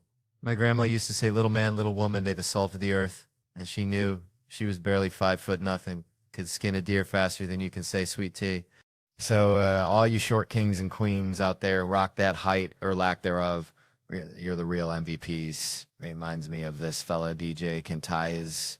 Well, let's just say older gentlemen have some unique talents down there. But seriously, though, height aside, it's about what you bring to the table, not how high you can reach the shelf. It's like Kevin Hart. Love that little dude. He gets all the chicks despite his size. Oh. And party tricks. DJ can tie his balls into a knot. That is his party trick. Reminds me of Santa coming down the chimney. Am I right? Mm. Anyways, it all comes down to this. The world's obsessed with superficial stuff. Height, breath, snore, fart. It is always about that. But it's the inside, what kind of heart you got. You feel me? Like this one dude said, the iguana picking up a worm. Who am I compared to that iguana? And I'm up here thinking about Honky Pete as Jumanji League superheroes. It's bonkers. You rather never have sex again, or every time you do, you scream Jumanji. Jesus Christ. My point is, don't go trying to be something you ain't. Own your weirdness. Embrace your flaws, because at the end of the day, that's what makes you. You, whether you are Black Adam or Honky Pete, embrace it. Life's too short to be anything but a little snack size. Denzel, just ask Wayne Johnson with women thighs. And if anybody gives you grief about your height, just tell them to kiss your, well, you know. Just let your little light shine, y'all. Let it shine. And if they still give you trouble, tell them Theo Von sent you. And I'll sick Cousin Earl on him. He may be short, but he's got a big heart and a, well, you know. Anyways, I'm done. I'm going to get some nutty butter and tea with the queen, y'all. See you later, alligator. Man, growing up in Loranger, Louisiana, felt like living inside a dryer lid trap. You know, just constant spinning, static, and the occasional lost sock of sanity.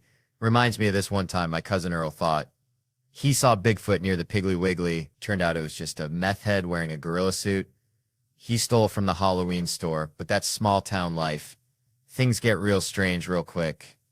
It's like Earl would have been a perfect witness on that show on A&E where they chase down killers in the first 2 days after a murder, because after that, apparently, the case gets colder than my ex-wife's heart. They're like, it's old news now, which is wild, because you'd think solving a murder would be a little more important than figuring out what's on the dollar menu. I'm fascinated by how many folks see a murder happen. Like, I always pictured murders happening in the shadows, behind a dumpster, but these people are front row seats. Like, yeah, I saw the whole thing. He was about 5'2" to 6'8", something like that.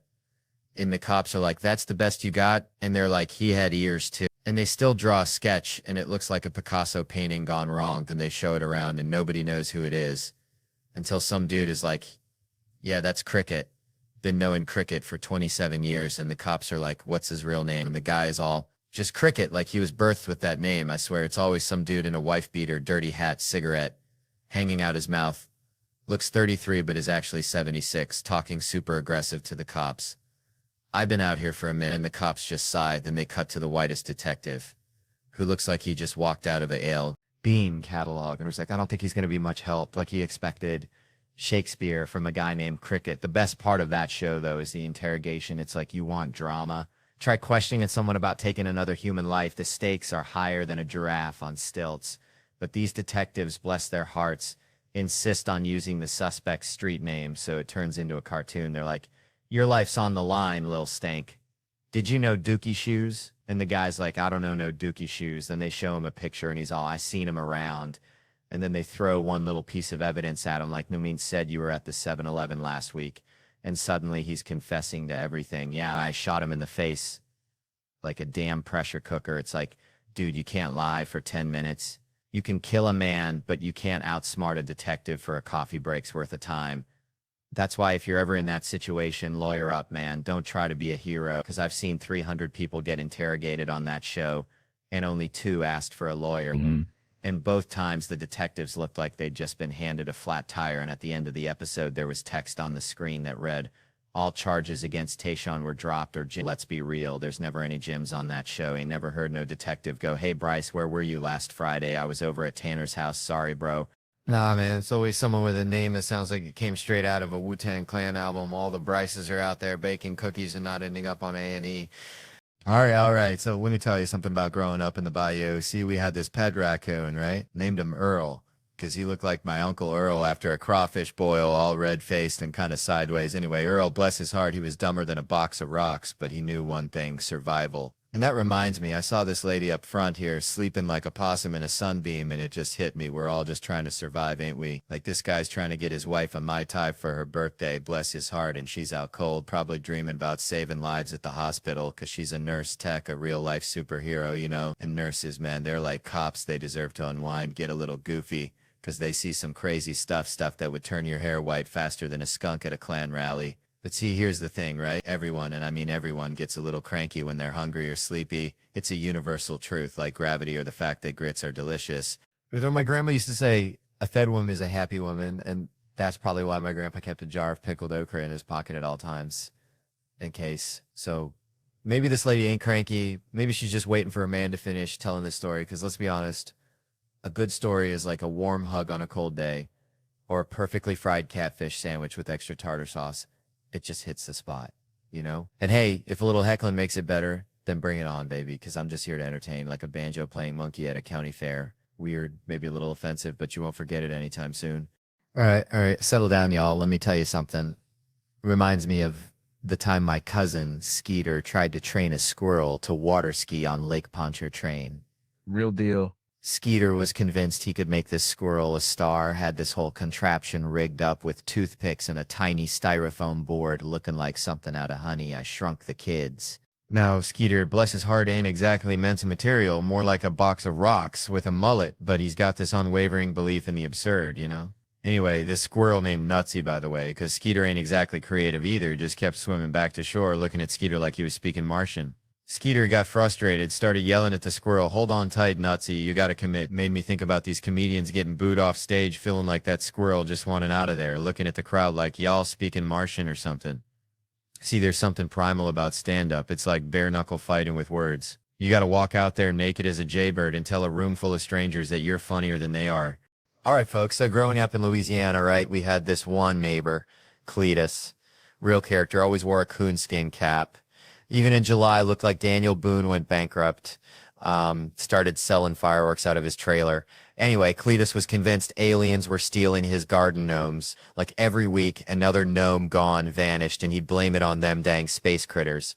Now, I ain't saying Cletus was wrong, but he also thought Mountain Dew was a health food, so, grain of salt, and it reminds me of these new Nazis popping up, acting like they just discovered hating folks. See, back in my day, Nazi was just something your mom called you when you wouldn't clean your room. Like, Theo, you're being a real Nazi about these Legos. Not some actual belief system. These new ones, though. They got this whole thing about Jews ruining everything. And I'm like, hold on a dang minute. My wife, Anna, she's Jewish. I married into this thing. I got the official decoder ring. I know the truth. And let me tell you, blaming the Jews for everything is like blaming Cletus's missing gnomes on the aliens. Maybe check the raccoons first. Speaking of Anna, I was telling her the other day, I said, honey, we've been hitched for like 3.5 years now. You cool if I still crack jokes about you on stage? And she just shrugs and says, yeah, go ahead. Just don't say I'm a bitch and you don't like me. I almost choked on my sweet tea. The bar is so low. It's practically underground. I mean, that's it. That's the limit. A show about how I hate my wife would be a damn disaster. It'd be like a men's support group hosted by John Voight and Alec Baldwin. Yikes. No thanks. Truth is, Anna is a bitch. A dynamite 5-foot Jewish bitch, and I love her to death. We're polar opposites. She walks around like she's immune to opinions, doesn't give a hoot what anyone thinks. It's beautiful. I, on the other hand, need everyone to like me all the time. It's exhausting. She says being with me is like dating a mayor running for the Mayor of Nothing award. We went to Best Buy the other day to get a TV. Didn't even get the TV. I was too worried the sales guy would be mad. So I bought an HDMI cable just to smooth things over. Anna's standing there, stone-faced. The guy asks if I have a Best Buy rewards card. I say no, but I wish, and she just walks off full-on Blair Witch style, disappears into the laser printer aisle. I'm left standing there like a dang fool. The guy tries again, want a rewards card? I say no, even though I just implied it's my greatest desire, 'cause I'm picturing telling him I'm trapped in a loveless marriage with little Miss Jesus Christ, who won't let me achieve my true potential. So one day I'm gonna leave her and finally get that dang rewards card, and she's all like, Jesus Christ, Theo, you're never getting that rewards card. See, that's the Catholic versus Jewish thing. I was raised Catholic, she was raised Jewish, two different worlds. We were talking about it the other day, not about kids though, 'cause we ain't having those, everyone always asks. And I'm like, I don't know, never is a long time. 14 years ago, I smoked cocaine the night before college graduation. Now I'm afraid to get a flu shot, so who knows what tomorrow will bring. Maybe I'll finally get that Best Buy rewards card after all. All right. So I was back home in Louisiana last summer, right, visiting my aunt Karen. Bless her heart, she still calls the internet the web like it's 1998, and she's got to catch some digital flies in it. And she's showing me these articles on her iPad. Screen cracked like a bayou riverbed after a drought, and she's going on about hot moms this and hot moms that. And I'm thinking, Aunt Karen, you're trying to be hip, but you're about as hip as a square dancing convention at a Cracker Barrel. And right, she keeps saying it's the algorithm, but all this online self-care stuff for moms, is it real? It reminds me of this time I saw a raccoon trying to unlock a car door with a Slim Jim. Looked real dedicated, but you knew deep down it wasn't going to work, And I'm not saying moms shouldn't take care of themselves. Lord knows they deserve a vacation to Aruba after birthing a human. I'm just saying back in my day, which was 81, we saw more moms putting the family ahead of themselves, like my own mom running on fumes and coffee so dark you could see the future in it. Doing the kids' homework, cleaning up puke after a Saturday night wedding, the real mom stuff. So now these hot moms on Instagram, they doing all this yoga and like posing with their kids for the gram. It's all shiny and perfect, but are they teaching them anything useful? Can they even change a tire or tell a squirrel from a chipmunk? It's like, I appreciate the dedication, but you remember that kid falling down videos on YouTube that used to be accidental, like pure unfiltered chaos. Now they staged like a damn Shakespeare play. You see that kid walking toward that hot stove, and the parents got the camera out, ready to hit that record button. It's like, go on, touch it. Learn from your mistakes. Anything for the clout, which is creepy, really creepy. Makes you wonder when the line of good parenting or just content gets crossed and it's a whole new world. So I guess all I'm saying is let's bring back the messy, imperfect, real mom moments. The ones that don't get likes but make all the difference. Now, if you excuse me, I'm going to go sign posters, kiss babies. Maybe learn how to unlock a car with a Slim Jim. Good night, y'all, and remember, stay weird. Shoot, during COVID, felt like trying to smuggle moonshine past a pack of bloodhounds just to get to Chelsea, Canada. You know, Chelsea's where the snow bunnies live, not that dang town in Massachusetts, although I hear they got good clam chowder, but I needed to carve some powder. See, Canada was tighter than a tick on a hound dog, folks. We're building walls higher than my Uncle Earl still. But then I saw Kevin on the gram prancing back and forth across that border like he owned the place. Thanksgiving dinner in Arkansas one day, maple syrup in Ontario the next. And this was during the 2-week quarantine, which, let me tell you, 2 weeks with my thoughts is like being trapped in a room with a rabid squirrel. So I called Kevin, bless his heart, and I said, Kev, I don't know if you're smuggling beavers or what, but I need your help. This lady needs her double blacks. And Kevin, he's got that smooth talk like a used car salesman in July. He says, Chelsea, sugar, no problem. I'll get you a gig on my movie. Behind the camera, in front. Heck, I'd play a moose if I had to. Just get me across that line. He promised paperwork, help, everything. Kept saying, I got you, Chelsea, I got you, I got you. And that's Kevin in a nutshell, ain't it? You ask Kevin for a favor, you get 3 I got yous faster than a hummingbird flaps its wings. And then you hear from him less than you hear from a dial-up modem these days. It's like waiting for rain in a drought. So we're honoring Kevin tonight, folks. A man who'd deny a privileged lady a ski trip during a global freakout makes you think maybe he's secretly saving the world one denied powder day at a time. Or maybe he just forgot like he forgot to return my lawnmower 5 years ago. Either way, bless his heart. All right, folks. So I was down in Loringer, Louisiana, right? Place so small, the Walmart's got a drive-through window for your prescriptions and maybe some crawfish etouffee. Anyway, my buddy Dale, bless his heart, he's trying to name his kid and he's stuck. He wants something unique, something that'll make his kid stand out. I said, Dale, you name that kid Refrigerator, he's going to stand out. All right, stand out in the principal's office every dang day. But it got me thinking about names. See, like how important is a name, really? This whole Emmy thing reminds me of it. This comedian, John Mulaney, right, wins an Emmy, which is like winning the Super Bowl for people who tell jokes instead of throwing balls in some website deadline. They mess up his name. They call him Jew Open like he's a new medication for toe fungus or something. Reminds me of my Aunt Shirley. She's got every ailment known to man. She'd try anything with Jew in the name.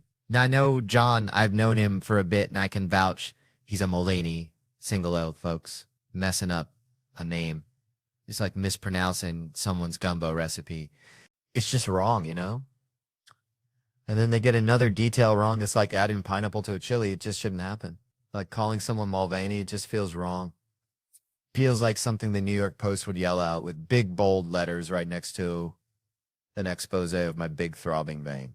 It's almost like stealing a moment, right? John wins this Emmy, big deal. Then someone proposes. That's like ordering the only steak in a restaurant. Then when it comes out, they put a dang onion ring on it. I just hope John doesn't feel like some crawfish that just barely got pulled out the pot when the fire went out. Now, I'm no expert on names. Hell, my own mama probably regrets what she named me, but I know a Mulaney when I see one. Sounds kind of like a brand of artisanal soap you buy in Brooklyn, to be honest. And messing up Mulaney, that's just Loranger level ignorance, and that's saying something. What is it with those coastal elites messing their people's name? I bet they think a boudin ball is a fancy dessert. All right, so I went down to pick up my boomsticks, right? 2 of them. Kind of like that time me and Earl tried to catch a greased pig at the county fair. Only way more mowers. Had a shotgun too, but busted it the first day. Bless its heart. Thought I was getting that ka-chunk model, the one like in them westerns, but the fella done sold me the punt. Like a disappointed fart, you know? So I get there. This dude, Kevin, looks like a librarian who wrestled gators in his spare time. Tells me, Theo, brother, can't give you your pew-pews. I'm like, say what now, Kevin? He drops the bombshell. Paperwork's all jacked up.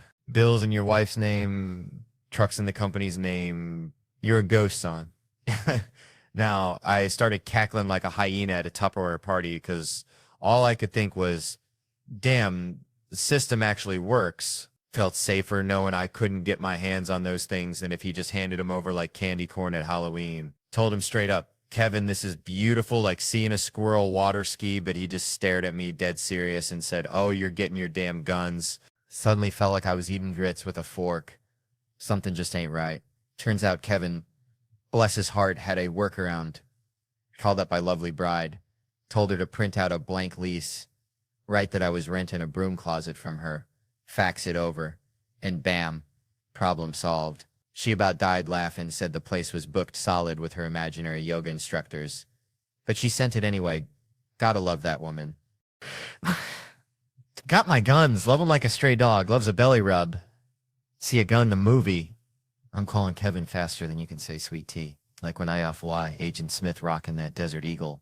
I had to have it. Kevin said California ain't playing that 50 caliber game, but he'd hook me up with a 40 and a workaround, bless his soul, and then tried to upsell me on an AR-15.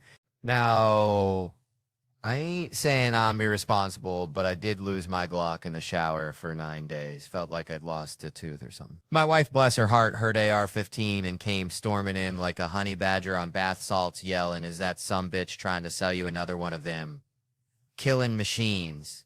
I told Kevin I ain't gonna be part of the problem. I'm gonna be the dang solution. No more lost guns, no more scared kids, just my Desert Eagle and a shotgun. She says that's the man I married, like I just cured cancer or something. Kevin asks if he's on speaker and then proceeds to tell me, in the event of an apocalypse, an AR-15 is the only way to protect my family. Like, Civ 6 are gonna give a dang about my southern charm. I couldn't help myself, I swear.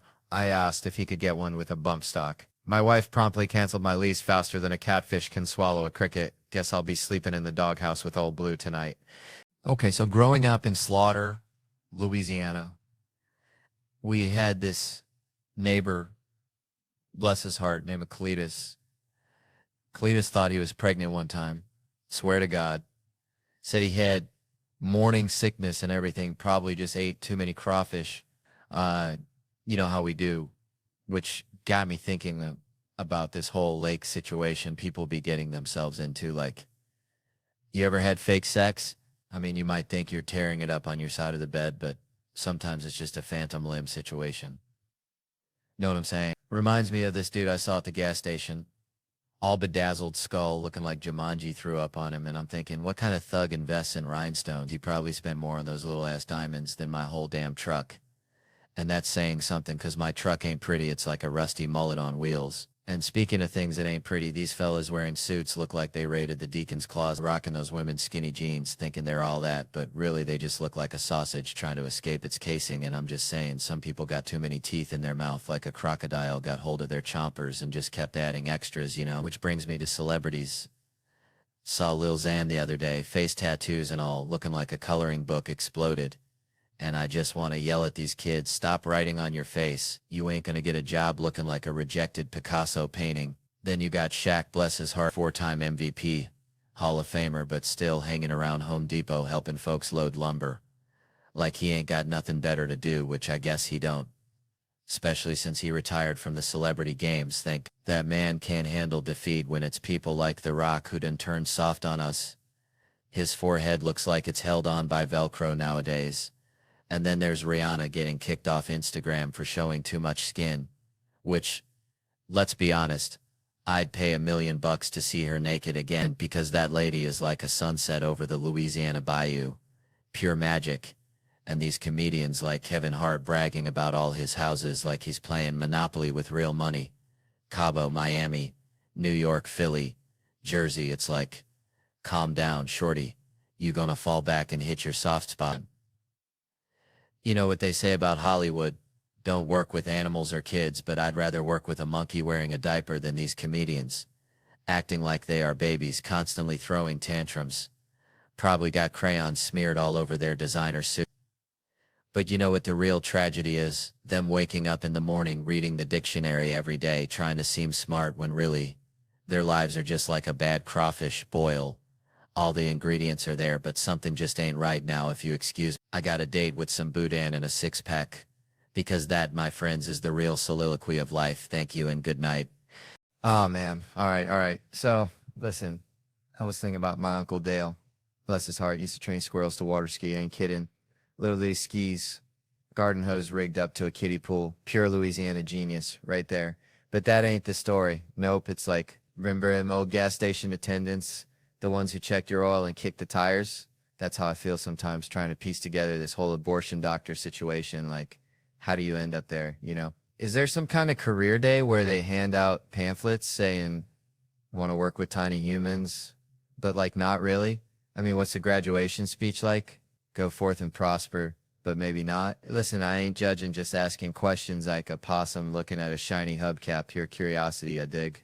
But seriously, let me give a shout out to this Helium Club in St. Louis. Feels like home here, better than my grandma's chitlins. And you gotta support real comedy, not just that TikTok garbage, because I got some buddies coming through. Brian Cowan, Tony Hinchcliffe, these boys are sharper than a badger's claw. But listen, my boy Tom Segura, he's been having a rough time, arthritis of the jaw. Can you believe that? From eating too much, too fast, like a damn garbage disposal choking on a Thanksgiving turkey. Doctors wired his jaw shut. Poor fellow looking like a mumbling woodpecker, can't even tell jokes, gotta slurp his gumbo through a straw in those keto protein bars. Lord have mercy, that's some high-grade suffering right there. He'll be here in July, just got his wires cut fresh as a newborn calf, so y'all show him some love, cause that boy is funnier than a screen door on a submarine. So raise your glass to Tom Segura. May his jaw heal quick and his jokes land harder than a wet sack of flour. Now listen, I grew up in Louisiana, right? Where the only thing thicker than the humidity is the judgment at a potluck after church. And let me tell you, even I wouldn't trust myself to wrangle a herd of toddlers single-handedly. It's like trying to herd cats with a fishing pole dipped in molasses.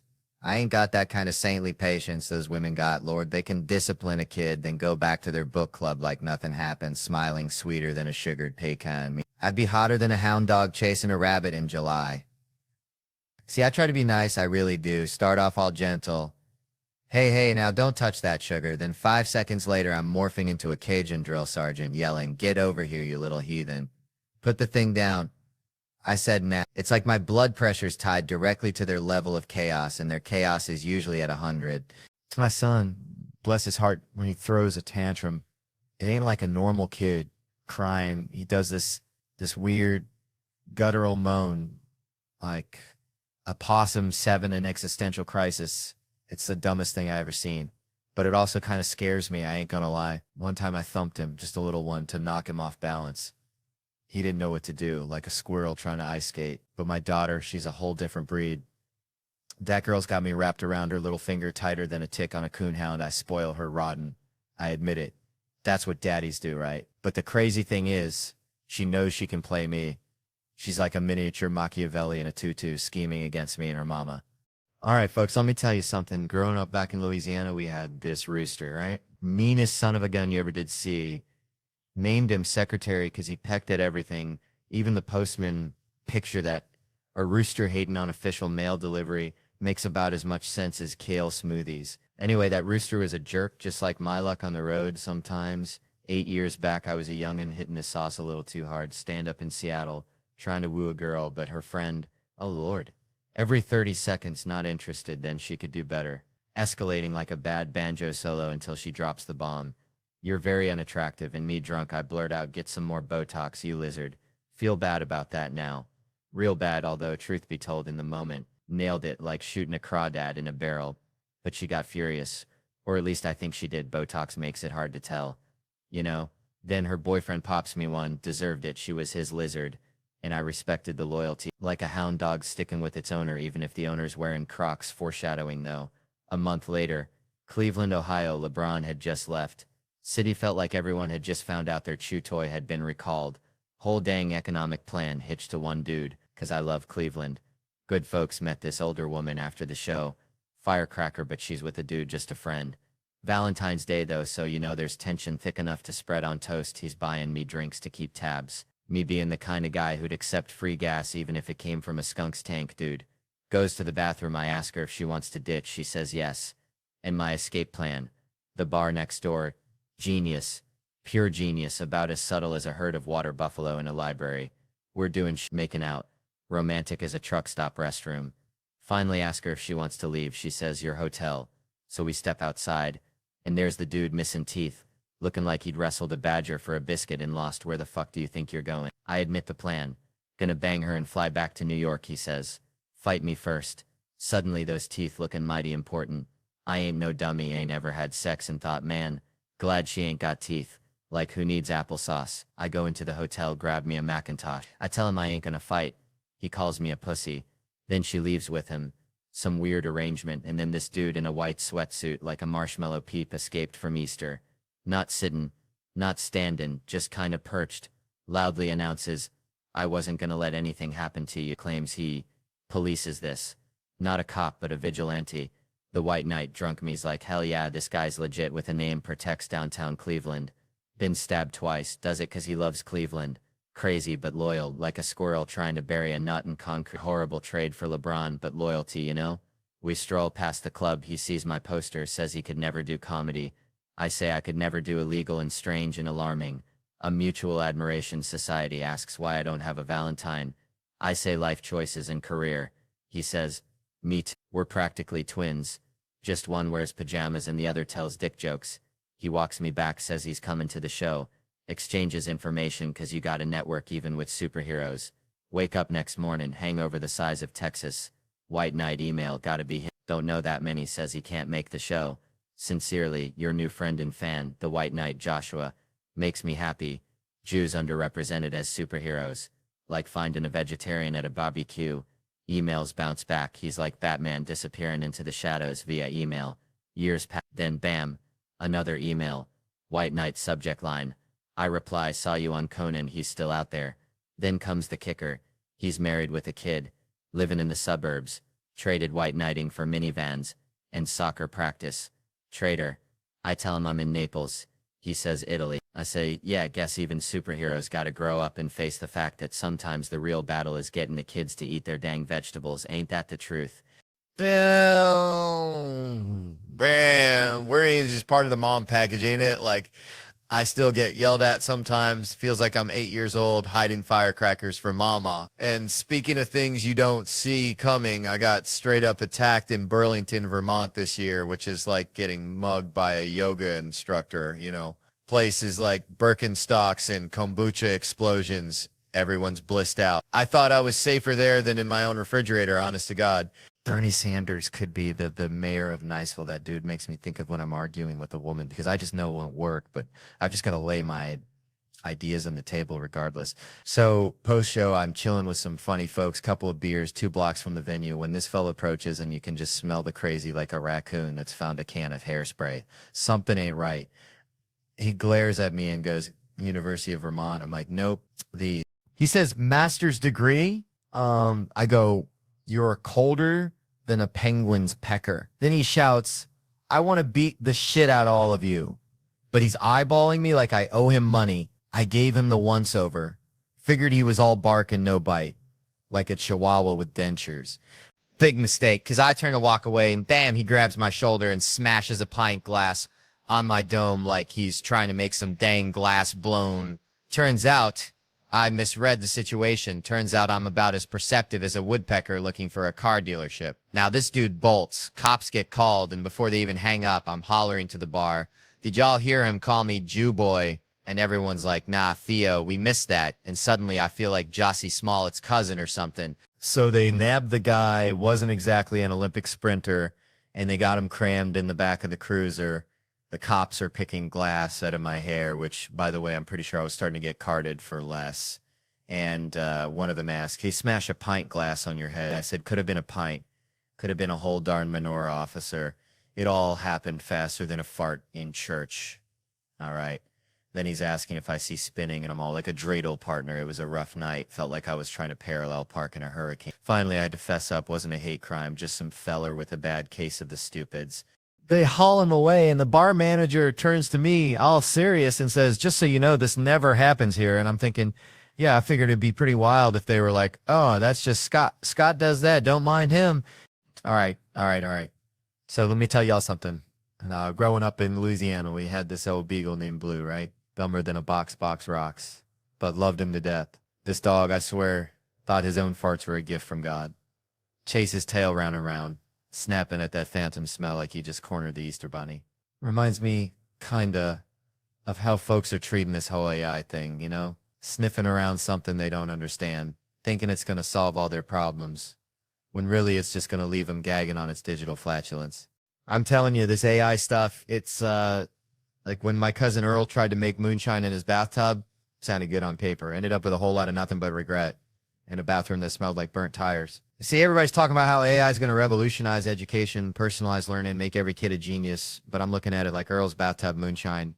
A lot of hype, a little bit of potential, and a whole heap of things that can go sideways real quick. They say it's going to adapt to each student's pace, give them custom tailored lessons like some kind of learning concierge. But I'm thinking, what happens when the AI gets bored? What happens when it decides little Timmy needs to learn about the mating habits of the Bolivian tree lizard instead of fractions? You think that algorithm cares that little Timmy's got a math test next week? Hell no, that algorithm's going to be off chasing digital butterflies, leaving Timmy in the dust with a bunch of tree lizard facts he can't use to save his life, just like when old Blue was chasing that fart, got nothing but air, and learned less than the dirt he snuffled. Man, growing up in Louisiana, we had this neighbor, Mr. Thibodeau, smelled like catfish and regret.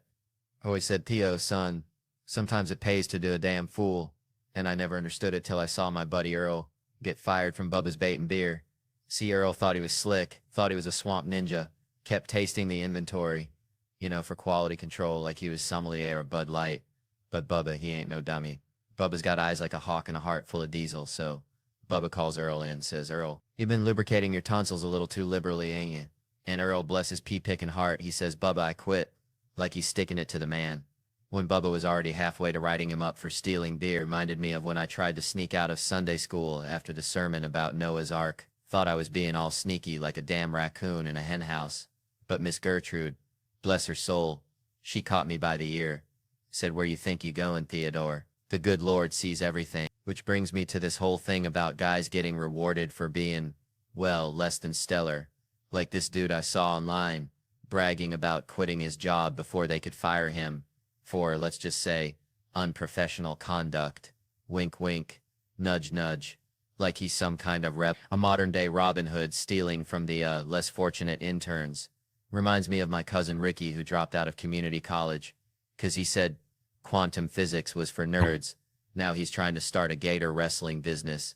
Says it's the next big thing. People are actually giving him money.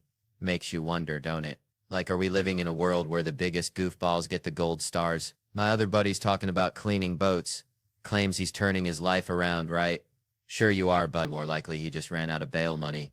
These hangovers in my early 20s used to feel fun. Now every shot of Jack feels like one step closer to becoming a middle-aged guy who cleans boats and blames his daddy for his problems, dang. Well, hey there, folks. Let me tell you, a couple weeks back, my email got hacked, which honestly felt like getting invited to a fancy party because I'm terrible at keeping in touch. So suddenly sending a spam link to everyone I know felt like my civic duty, my annual Christmas card, if you will.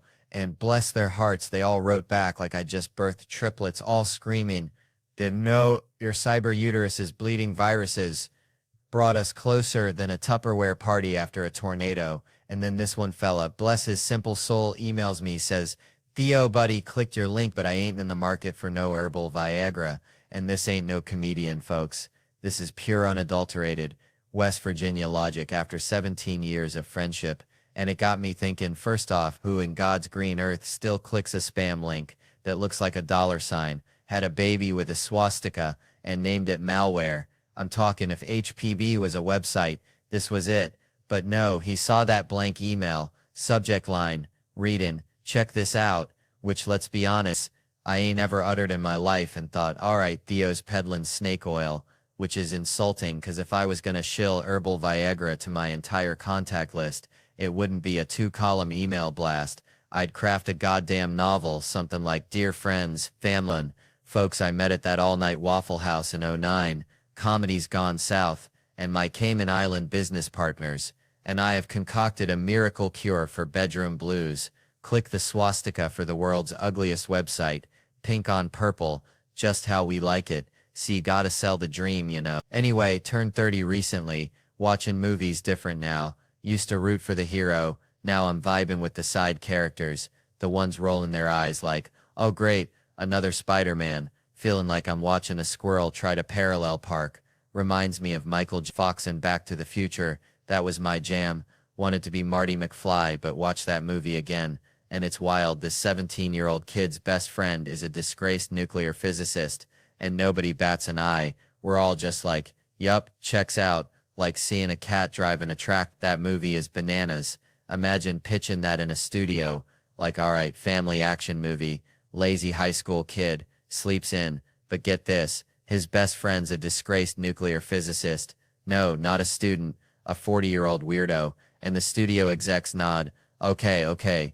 They build a time machine. Stop the Kennedy assassination. And you gotta swallow your pride. Say, nah man. He goes back in time. tries to hook up with his mom, watch their faces, but don't worry, Biff shows up, tries to assault her, dad saves the day, and we're saying a white guy wrote Johnny B. Good, and some head green like that.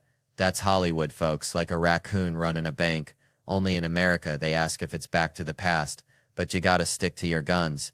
No, Back to the Future, 'cause only in a movie can you have a disgraced nuclear physicist and a horny time-traveling teenager in the same frame. It's like a fever dream in a can, like putting ketchup on grits, just plain wrong but undeniably entertaining. And people ask me if I smoke marijuana. I tell I don't need another reason to crave Cheetos. I already crave Cheetos like a dog chases a mail truck. You ever see a dude hit on a girl by yelling at her through a crowd? Hey, you with the tits, move it, losers. I'm Granos. That's the world we live in, folks. A world where disgraced nuclear physicists are best friends with horny teenagers and Greg yells at women from across the room. Bless their hearts. All right. Settle down, y'all. Let me tell you something. Grew up in Louisiana, right? Small town. Like, if you blink, you miss it. And even when you do see it, you probably wish you missed it. We had this guy, Cletus, lived down the road, only had one tooth right in the front, like a dang picket fence with a hole in it. Tata swore he could talk to squirrels. Said they told him secrets about where the best peckins were. Now, Cletus wasn't the sharpest tool in the shed, but he did have an opinion about everything, just like this lady in the front row here, bless her heart. You know, it reminds me of this whole teacher thing. I was never one to rag on teachers. No, I actually kind of liked them, probably because back then teacher porn was my go-to. Wrecked my after school. Every time my teacher, Miss Crabtree, even looked at me talking about you're in a lot of trouble. I'm thinking she trying to seduce me, not tell my mama I drew on the desk again. And now people ask me, Theo, you watch teacher porn? Well, yeah, but it's got to be the right kind of teacher. Ain't nobody want to see some meathead from Staten Island. No offense to anyone from Staten Island, but you know what I'm talking about. But hey, let me ask you something. You ever look at a student, maybe a year out of high school and think, maybe. Nah, just me. All right. I'm just saying, there's something about that forbidden fruit, that danger, you know? Like dating a PE teacher, they always walking around in sweatpants, giving you that look, thinking what could be. What am I supposed to say? I supposed to say like Staten Island, that's like stepping back into the 1950s. They probably haven't even heard of the Me Too movement yet. But what's the point there? The protection of people like that is almost non-existent. You go there and get eaten alive. Say that those girls will wake up and not even realize how bad they played it off.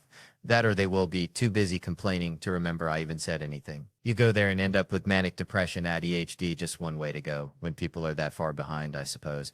Man, let me tell you, I can't do those books on tape. Nah, not my jam. People try to make it sound all interesting with the voices and the up and down talking. It makes me want to crawl out of my skin because I'm thinking, this guy thinks I'm a friggin' idiot, you know? Like they're reading it like, and then in 1862, read it like a bailiff, man.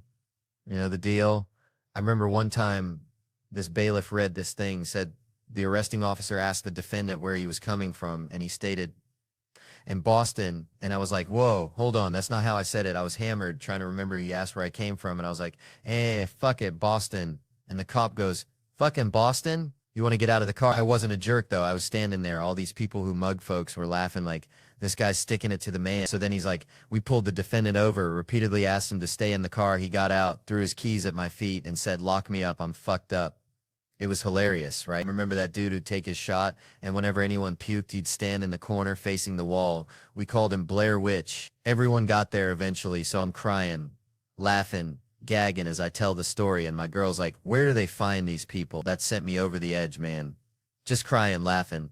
But God bless him, because the reason that thing's screaming is because it's biting its own back. Which honestly sounds like me trying to touch my toes every morning, you know? Anyway, where do we go from there? I don't know, maybe you get eaten by a bear. And if a bear gets a hold of a regular neck just complies, just gives right up. Heck, you should call your neck special regular neck. I guarantee no one's going to accidentally steal that title. Speaking of weirdos, there was this dude on a construction site, wore the same jeans every day, no underwear, and a giant hole in the thigh. I swear I'm working in the house and he steps over something. The hole moves and bam, full-on junk flash right in my face. I didn't know how to confront people back then, and I was the new guy, so I just wanted to be like, buddy, maybe throw on some boxers so I don't gotta stare at your dangly bits. Especially since he's walking around with a nail gun. Boxers might not stop a nail, but any extra layer of clothing would be nice, you know? He was just letting it all hang out like an owl looking out of a tree, and it's burned into my brain. I could pick his junk out of a lineup, and all those people paying to be there. That guy's making bank, man. I want to see someone scalping tickets to see his junk. He does Vegas too at the T-Mobile Arena. I want to see a picture of him up there, eyes open, smiling and everything. It's crazy the money he's making. I used to say he's so full of it, he can't look at the crowd, like his eyes are checking. Are they still here, still believe in this beat? When you're lying, eye contact's the toughest thing ever, but whatever, he's making people feel good. He's in show business.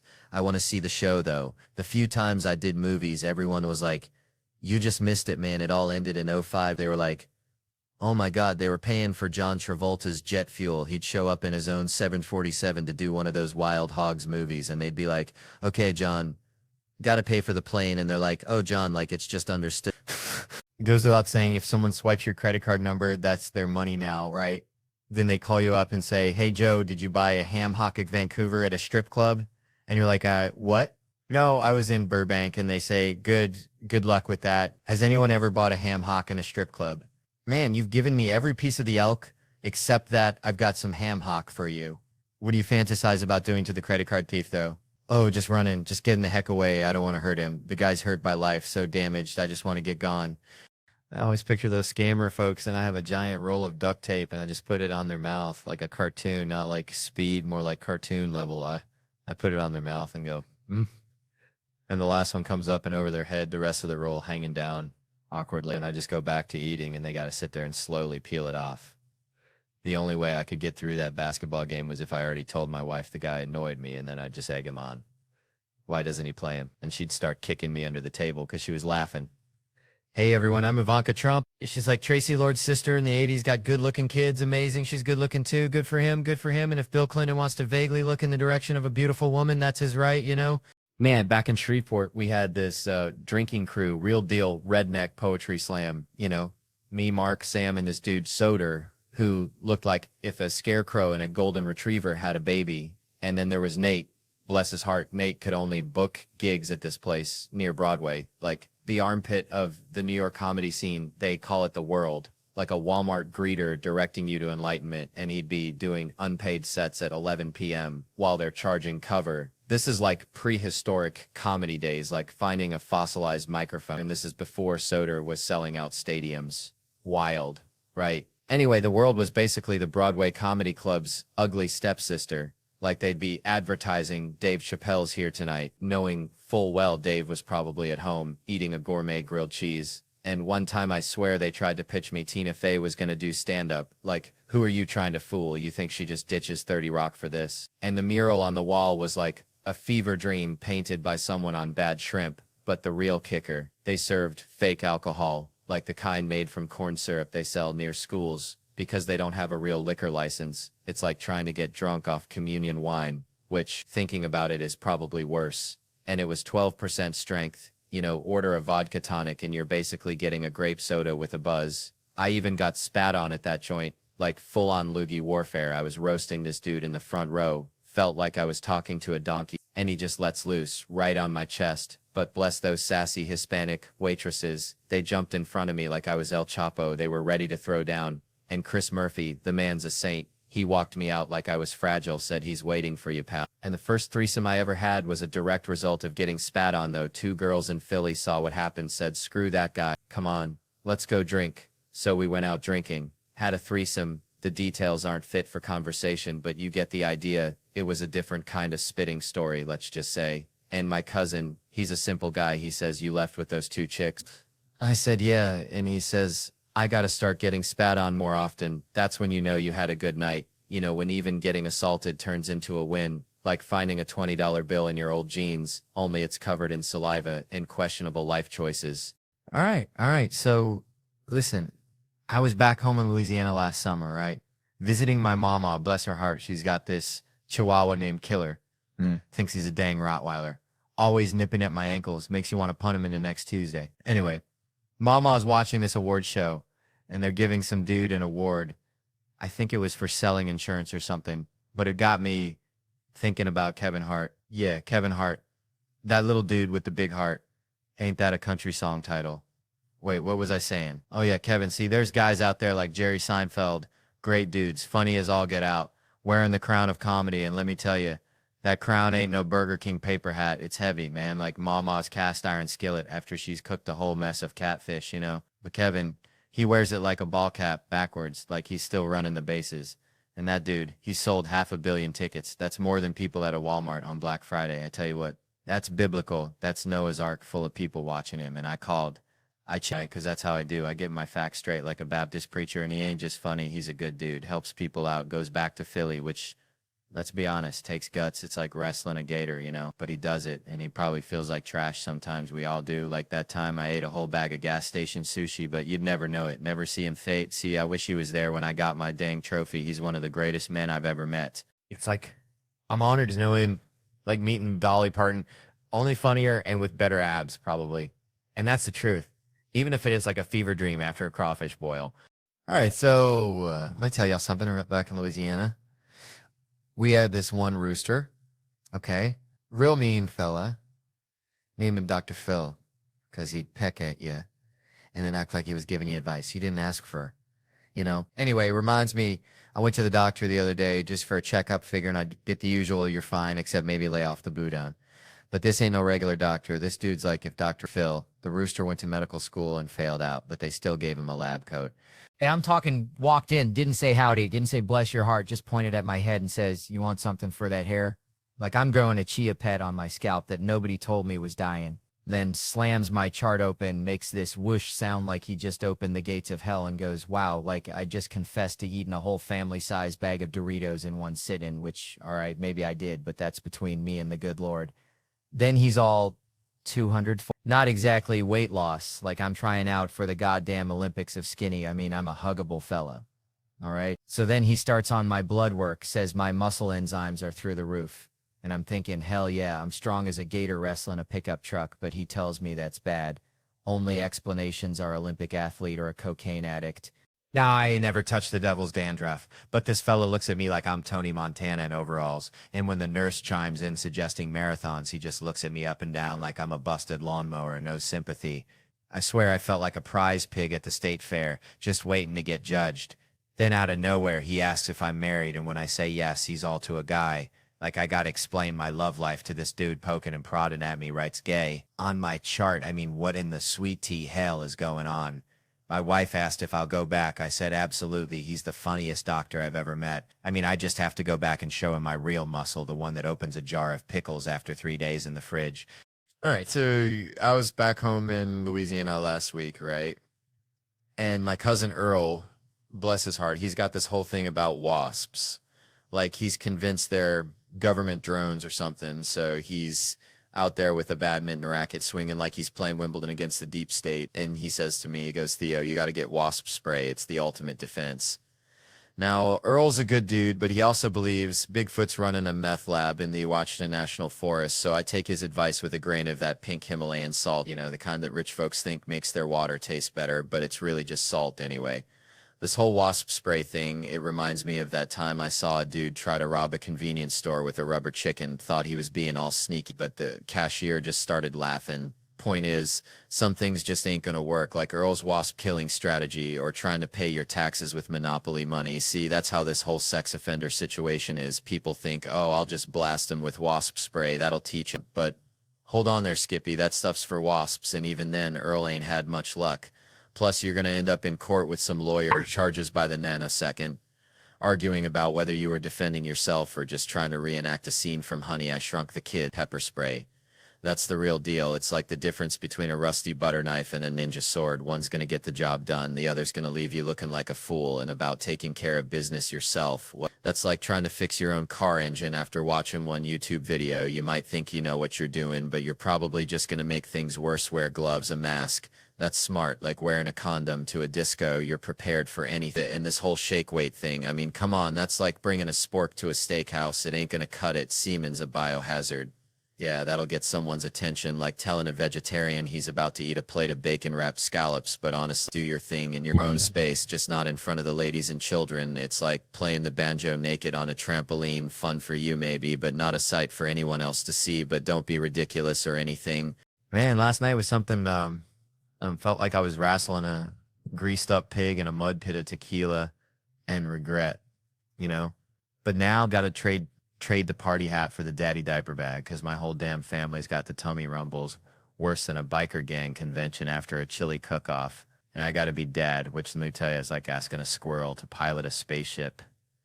Ain't nobody ready for that kind of chaos.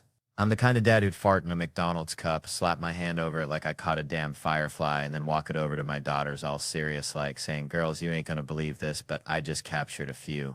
Now I know what you're thinking, Theo. That's messed up. That's pure trailer park parenting. But hear me out. It's comedy, see? Because when they look in that cup expecting something magical, something like a tiny unicorn fart or whatever little girls dream about, and they just get a whiff of my swamp gas, their faces are priceless, like watching a puppy try to solve a Rubik's Cube. That's when you got to explain it to them. See, you got to break it down, telling girls daddy's teaching you comedy's a 101. It's all about ace direction, see? You thought you were getting fairy dust, but bam, fart cloud. They didn't get it. Of course, they ran to their mama, snitching like a couple of church mice, telling her I was making them eat farts. Which ain't true. It was more of a forced aromatherapy session if you want to get technical. And my wife blew a gasket, said I was scaring the kids. But I told her, I said, honey, you want equality in the workplace, you got to be able to take a fart to the face. It's like being initiated into the brotherhood of man. Every fella in this room knows what I'm talking about. But the best part, next morning, my youngest, that little hellion, is straddling my neck, trying to suffocate me with her tiny, slobbery self, while my older one's standing by, all innocent like, saying, Daddy, wake up, we got a joke for you. I open my eyes, half expecting to see they found my grandpa's old hunting rifle or something, but no, the little ankle biter says, guess what's in my hand, and I'm panicking, right? But then it dawns on me, every dad knows what's in her hand. It's the universal weapon of childhood. The silent but deadly, the old poop-hand trick. I'm practically bursting with pride, thinking I taught her that. I created a monster. But then she says a punch in the mouth, bang, caught me completely off guard, I swear. I made a face like a basset hound that just got handed a lemon, and the two of them just lost it, rolling on the floor, laughing harder than hyenas at a tickle fight, until they realized I wasn't laughing. See, my girls, they got a sick sense of humor. I'm talking Dark Ages level of twisted. It's like they're being raised by a pack of raccoons who moonlight as stand-up comedians. Man, reminds me of my Uncle Earl, God rest his soul, used to cut in line at the Piggly Wiggly something fierce, said he was testing their security, which was just his way of saying he didn't want to wait behind Mrs. Higgins and her 800 coupons anyways. I never really thought much about things I do. Like, I take my youngins to the Six Flags, the whole damn Six Flags. We're talking 30, 40 minutes tops. People look at me like I'm Moses dividing the Red Sea with a fanny pack full of hot dogs. But see, I call ahead, got a concierge, like I'm freaking the queen or something, and this fella just walks us right up to the front of every ride, I'm telling you. Done it for years. And I gotta tell my kids, look here, this ain't charity, this ain't some kind of Willy Wonka golden ticket situation. This is your old man worked harder than a one-legged cat in a sandbox to get us to the front of these here lines. But there's rules. See, stricter than my grandma's Baptist potluck, rule number 1. And this is paramount. We're strolling past these folks who've been waiting longer than a possum in a pear tree. You do not, and I repeat, do not make eye contact with these heathens. You hear me? Look straight ahead, like you're riding a Clydesdale towards the gates of heaven. Don't glance left, don't glance right, because these folks, they're going to unleash the hounds of hell with their words. They're going to say, I look like I smell a wet dog and regret. They're going to say things about you that'll make you want to join the Amish. But you ignore it. You just let that negativity roll off you like water off a duck's back, because here's the truth, son. When we're back in the Yukon headed home, we ain't never going to see these poor souls again. They're going to be stuck in that line, hotter than a jalapeno in July. Probably still arguing about whether the guy with the Mickey Mouse ears cut him off, and honestly, they're probably going to be in a line for the rest of their lives. Ain't that something? Just a line, folks, just a line. Man, I swear I remember one time back in Tickfall, Louisiana, used to go catfishing with my Uncle Earl. This dude looked like if a bear and a lawnmower had a baby, but gentle as a lamb till you touched his Copenhagen anyway. We'd be out there on the bogue chitto, breathing in that swamp air thick enough to chew. And he always said, Theo, boy, sometimes the best way to catch a catfish ain't with no fancy bait. It's just acting real still, real calm, like a log floating downstream. Now, that ain't got nothing to do with cops, but bear with me, because one time got pulled over outside Baton Rouge, felt like I was in a dang aquarium with that flashlight blazing in my eyes. Cop comes up looking like he swallowed a lemon whole. Sir, you know why I pulled you over? And I remembered Uncle Earl's catfish wisdom, so I took a deep breath like I was smelling honeysuckle on a summer morning, stared straight ahead like I was looking into the dang future. Let him ask again, sir, do you know why I pulled you over? And this is where it gets real. Real Uncle Earl. I put my finger to his lips, gentle as a butterfly landing on a magnolia. Shh. I said like I was telling a baby robin to hush, then I ain't even lying. Stroked his mustache, just a little tap, tap, tap, like playing a tiny piano on his face, and then, brother, I just eased on down the road, left him standing there looking like he'd just seen Bigfoot riding a uniskull. I'm telling you, sometimes treating a cop like a catfish is the dang answer. Now, I ain't saying it's legal, but I'm saying Uncle Earl would be proud, real proud. Man, I swear growing up in Tickfaw, Louisiana was like living inside a fortune cookie written by a squirrel on meth. Remember old man Bergeron, who swore he could predict the weather by smelling his elbow? Yeah, well, he also tried to teach me how to hypnotize chickens. Said it was the key to getting rich. Turns out all it got me was a peck in the eyeball and a healthy respect for poultry's ability to resist mind control. Which brings me to this mortgage lender I met at the VFW last night. Looked like he just stepped off the set of Downton Abbey after a particularly rough shrimp boil. Kept saying I as well after every sentence, like he was narrating his own impending doom. And let me tell you, the man needed a drink like a catfish needs a crawdad. Kept slurring about another collapse of our time and how plaid shirts were the only thing holding society together. Made me think, maybe Bergeron was onto something with those chicken. Maybe they knew the whole damn system was about to go belly up and they were just refusing to cooperate. Maybe that's why the economy's always on the verge of imploding, because we got a bunch of folks making decisions who'd rather be slapping the table and talking about I as well, instead, figuring out how not to bankrupt the whole damn country. So yeah, maybe the next time you're looking for financial advice, skip the banker and go find a chicken. At least you'll get an egg out of the deal. Man, Spokane, it's something, ain't it? Reminds me of my cousin Earl back in Tickfaw, Louisiana. Earl was so slow, bless his heart, he thought a quarterback was just a fancy word for a homeless fella sleeping in a football stadium. But Earl, he had heart, just like this crowd here tonight. Y'all are sticking with me, even though I feel like I'm wrangling a herd of feral cats up here. I swear, I went for a run earlier trying to clear my head. Ended up near the bus station, which, let me tell you, is like a meth convention with pigeons. Got my cardio in dodging folks higher than giraffe butts. And this table here, they're giving me the stink eye like I just served them a plate of roadkill possum. I saw them shaking their heads like 9 times. I got a sixth sense for that kind of thing. Maybe they didn't Google, which is my favorite. People show up thinking I'm going to be all Mr. Rogers in a sweater, then bam, dead baby jokes galore. And they're all like, well, this ain't for us. Like they wandered into a cockfight by accident. Who does that? I ain't never gone to a movie blind. Like, whatever's planned. It'll be a spiritual experience. That's wild. And you brought your friends. Like, hey, y'all want to see this comedian I found under a rock? Now your friends are reconsidering the entire French, feeling like they've been dragged to a hog killing after prom night. I'm killing for maybe half this crowd, which statistically makes this the worst audience of the entire weekend. But hey, it's a holiday show. I'm getting paid that sweet, sweet holiday dough, so I can't complain too much. Spokane, bless your hearts. Y'all buy tickets, but then just stare at me like I'm explaining quantum physics to a chicken. You laugh at the pedophile joke, then you get all judgmental. It's a good joke, people. What do you want? For real? What were you expecting? You ain't the best audience member neither, pal, and this ain't even a good crowd, so you're officially the worst of the worst. Congrats. Your husband there, he probably hates that joke too, but I like him better than you, truth be told. I had more fun dodging needles and crazies at the bus station. At least that was a challenge, but honestly, at this point, watching me completely lose my mind on stage is better than the material. How often do you get to see a fella with a Netflix special completely unravel like a cheap sweater at a biker rally? That's something, ain't it? I'm genuinely shocked y'all are still here. I'm actually impressed. Makes me kind of proud. Kind of like watching a 3-legged dog try to win the Kentucky Derby. You ain't gonna win, but damn, you got heart. And sometimes that's all that matters, except maybe a bottle of whiskey and a good cry later tonight. Think I'll go see if Earl's free. Man, growing up in Louisiana, we had this neighbor, Mr. Thibodeau, smelled perpetually like boiled crawfish and regret. Always wore a wife beater 3 sizes too small. The kind that showed off his pecs, if you could call them that. More like deflated whoopee cushions. And he was obsessed with this one thing, figuring out which character he was in the Dukes of Hazzard. Like, was he Bo Luke, maybe even Roscoe P. Coltrane chasing those boys down, right? And it got me thinking, see, now folks are at home binge watching these Real Housewives shows. Like my buddy Mulaney here, bless his heart, he's deep into the New York chapter.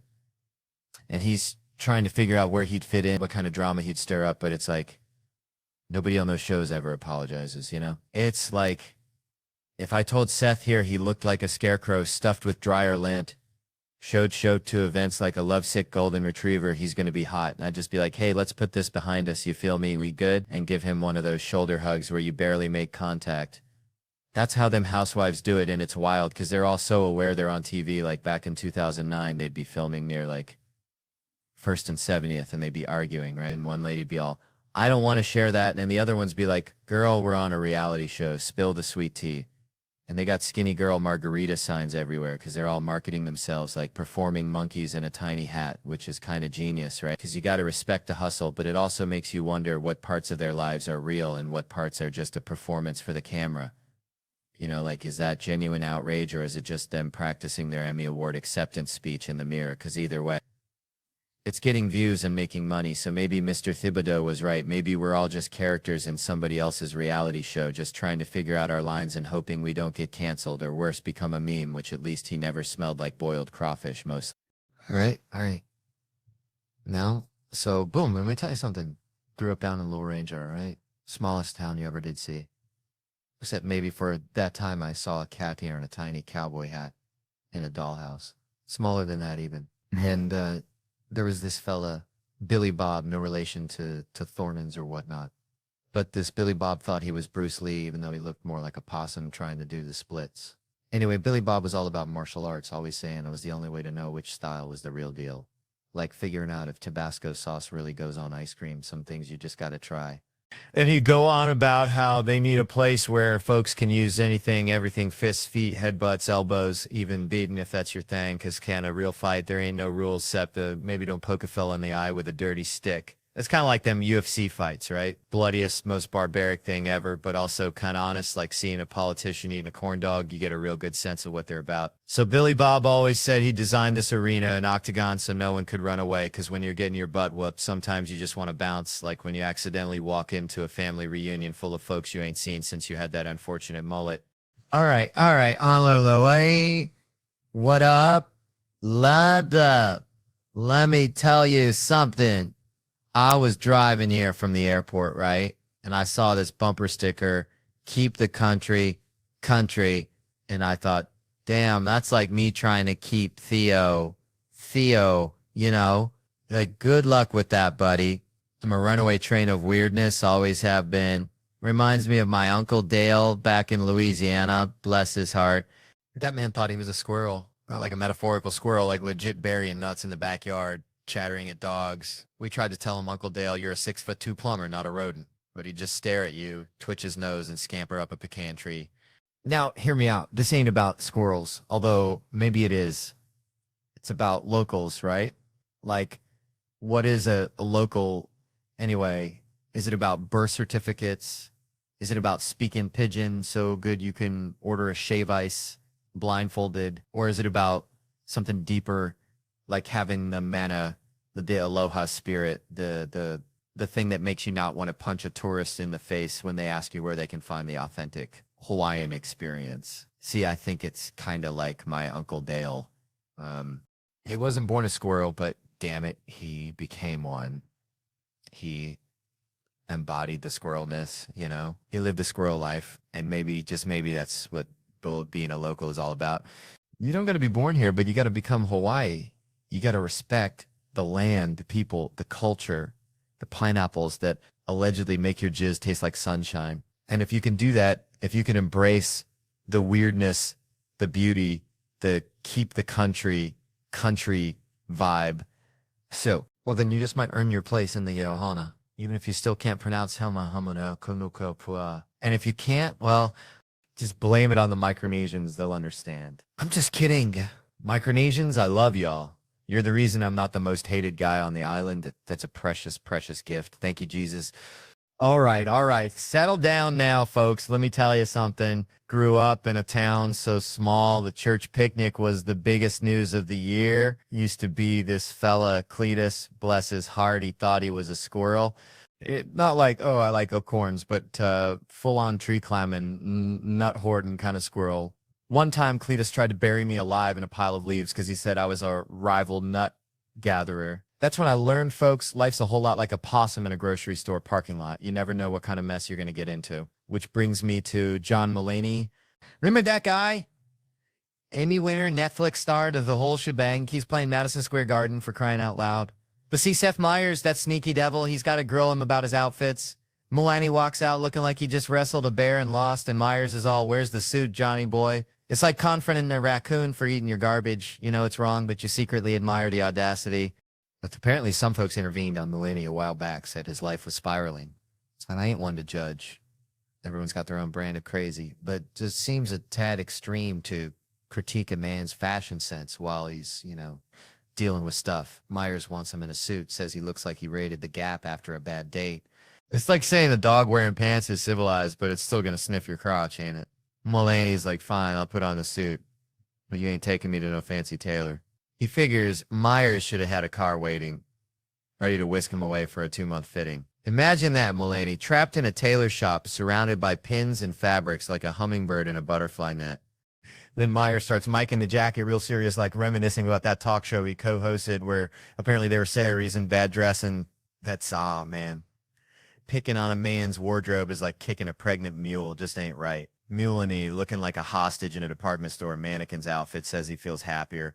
Myers throws in a tie because, television demands conformity. It's like putting a hat on a chicken. It doesn't make it any smarter, just funnier to look at. Then they get to fatherhood. Mulaney's got a 7-month-old Malcolm, apparently a connoisseur of self-inflicted selfie videos. He also claims the kid got him gifts for Father's Day, and that Malcolm insisted he wears a damn suit to 30 Rock. Kids these days are getting bossy. Myers tries to relate, mentions his own baby. Then they hit the formula shortage. Oh, Lord, that's when things get real. Mulaney, channeling his inner drug dealer, admits his old instincts kicked in. Fake driver's licenses, Mr. Mustache disguise pretending to be an old Vietnamese lady, all for baby Fago. It's like watching a penguin try to climb a ladder, it's not going to work, but you can't help but admire the effort. And the Amazon stuff, shady as that is, as car salesman's handshake. Mulaney actually tasted the formula to make sure it was the real deal. Now that, folks, that's dedication. It's the kind of parenting that makes you wonder what's next. Maybe teaching the kid how to hotwire a car to get to the diaper aisle faster. It just goes to show whether you're wrestling bears, getting fashion advice from Seth Meyers, or navigating the baby formula black market. Life's a wild ride, and sometimes all you can do is dip your finger in and hope it's the real enzyme, you know what I'm saying? Man, tell you something, I'm dating this gal, right? Think we're serious? She ain't shaving her legs no more like Sasquatch down there. She bought herself one of them buzzing gizmos.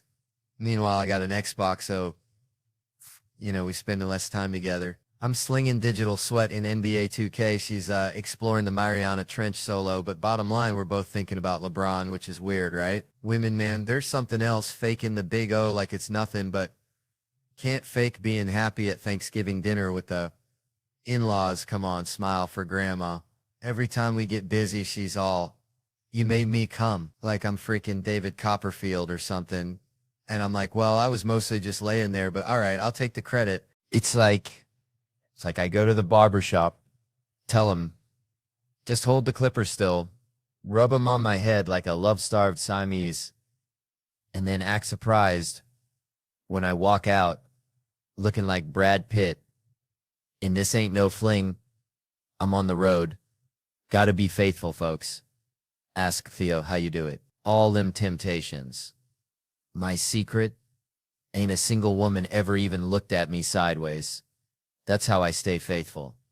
It's a daily struggle, a constant battle against nothing. I'm on a plane, hot tamale walks my way, and I'm praying, "Please, Lord, let her sit next to anyone but me." She does, silence for 3 hours, and I'm feeling like Gandhi by the time we land. Like I just won a Nobel Peace Prize for being utterly ignored.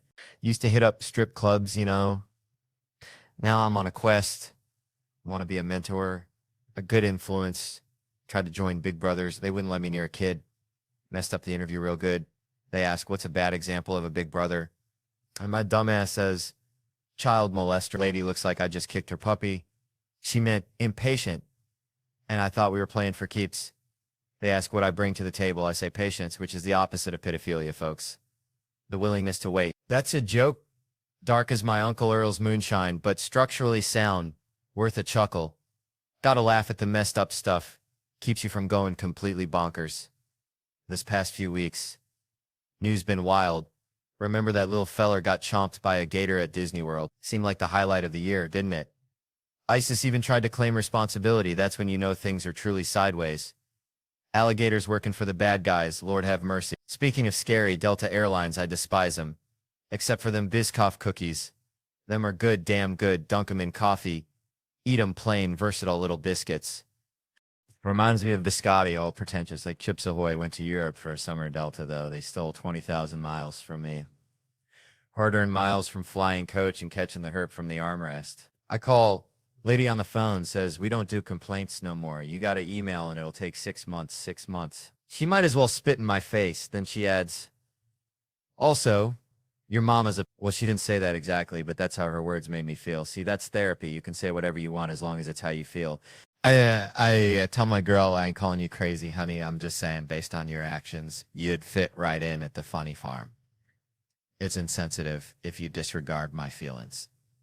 That's what I'm saying. Get transferred to another lady at Delta. Worse than the first says my miles are from 2010. They didn't start keeping track till 2011. Sorry, with an AZ at the end. The most insincere of all apologies. That's the kind of sorry you give when you're standing over a body at a funeral. And I'm all, this ain't fair, she says. Well, I don't know what to tell you. I say, I feel like you're being condescending. And she asks, who am I? And I'm not proud of what I said next. I said, I hope you die in a fire. I'm just reporting the facts, trying to be honest. In my defense, I didn't say, I hope I kill you in a fire. Just said, I hope. Better world type thing. Maybe a treatable form of cancer would be fair. You know, treatable. I ain't a monster. She shows up to the hospital. They say, your insurance ran out in 2010, so sorry. And I'm like, well, karma's a Biscoff cookie, ain't it? All right, folks, let me tell you about something I saw back home in Louisiana. This old fella, Cletus, bless his heart, he thought camouflage made him invisible, wore it at the grocery store. The bank even wore it to his own dang divorce hearing, claimed his wife couldn't see him to serve the papers. Judge wasn't buying it, looked at him like he was a squirrel trying to pay for nuts with bottle caps. But anyway, it reminded me of something way bigger, something on the news. See, it's like this whole China, Taiwan, Australia, America shebang. It's like Cletus trying to hide in plain sight, thinking nobody notices him stuffing crawfish down his overalls at the Piggly Wiggly, but really everybody's just politely pretending not to see. So this Taiwan thing, right? Everyone's all puffed up with their chests out, and I'm just, hang on a second, are we even going to know who we're fighting anymore? I mean, you see how many folks are rocking those free Hong Kong shirts with the same kind of confused look I get when I try to assemble IKEA furniture. It's like trying to tell the difference between a possum and a raccoon in the dark. Both got pointy noses and beady eyes, and you probably don't want to mess with either one, you know? We're going to need some kind of system. Some kind of, I don't know, secret handshake, maybe a password like the crawfish boil is at Aunt Mildred's, and if they answer bring the boudin, then we know they're on our side otherwise. Well, it's going to be a real dang cluster, like trying to herd cats through a car wash, I'm telling you. And don't even get me started on the accent thing. I mean, I can barely understand my own mama when she's talking about the gizzard she found at the butcher shop. How am I supposed to decipher Mandarin, Taiwan, or whatever else they're speaking over there while the missiles are flying?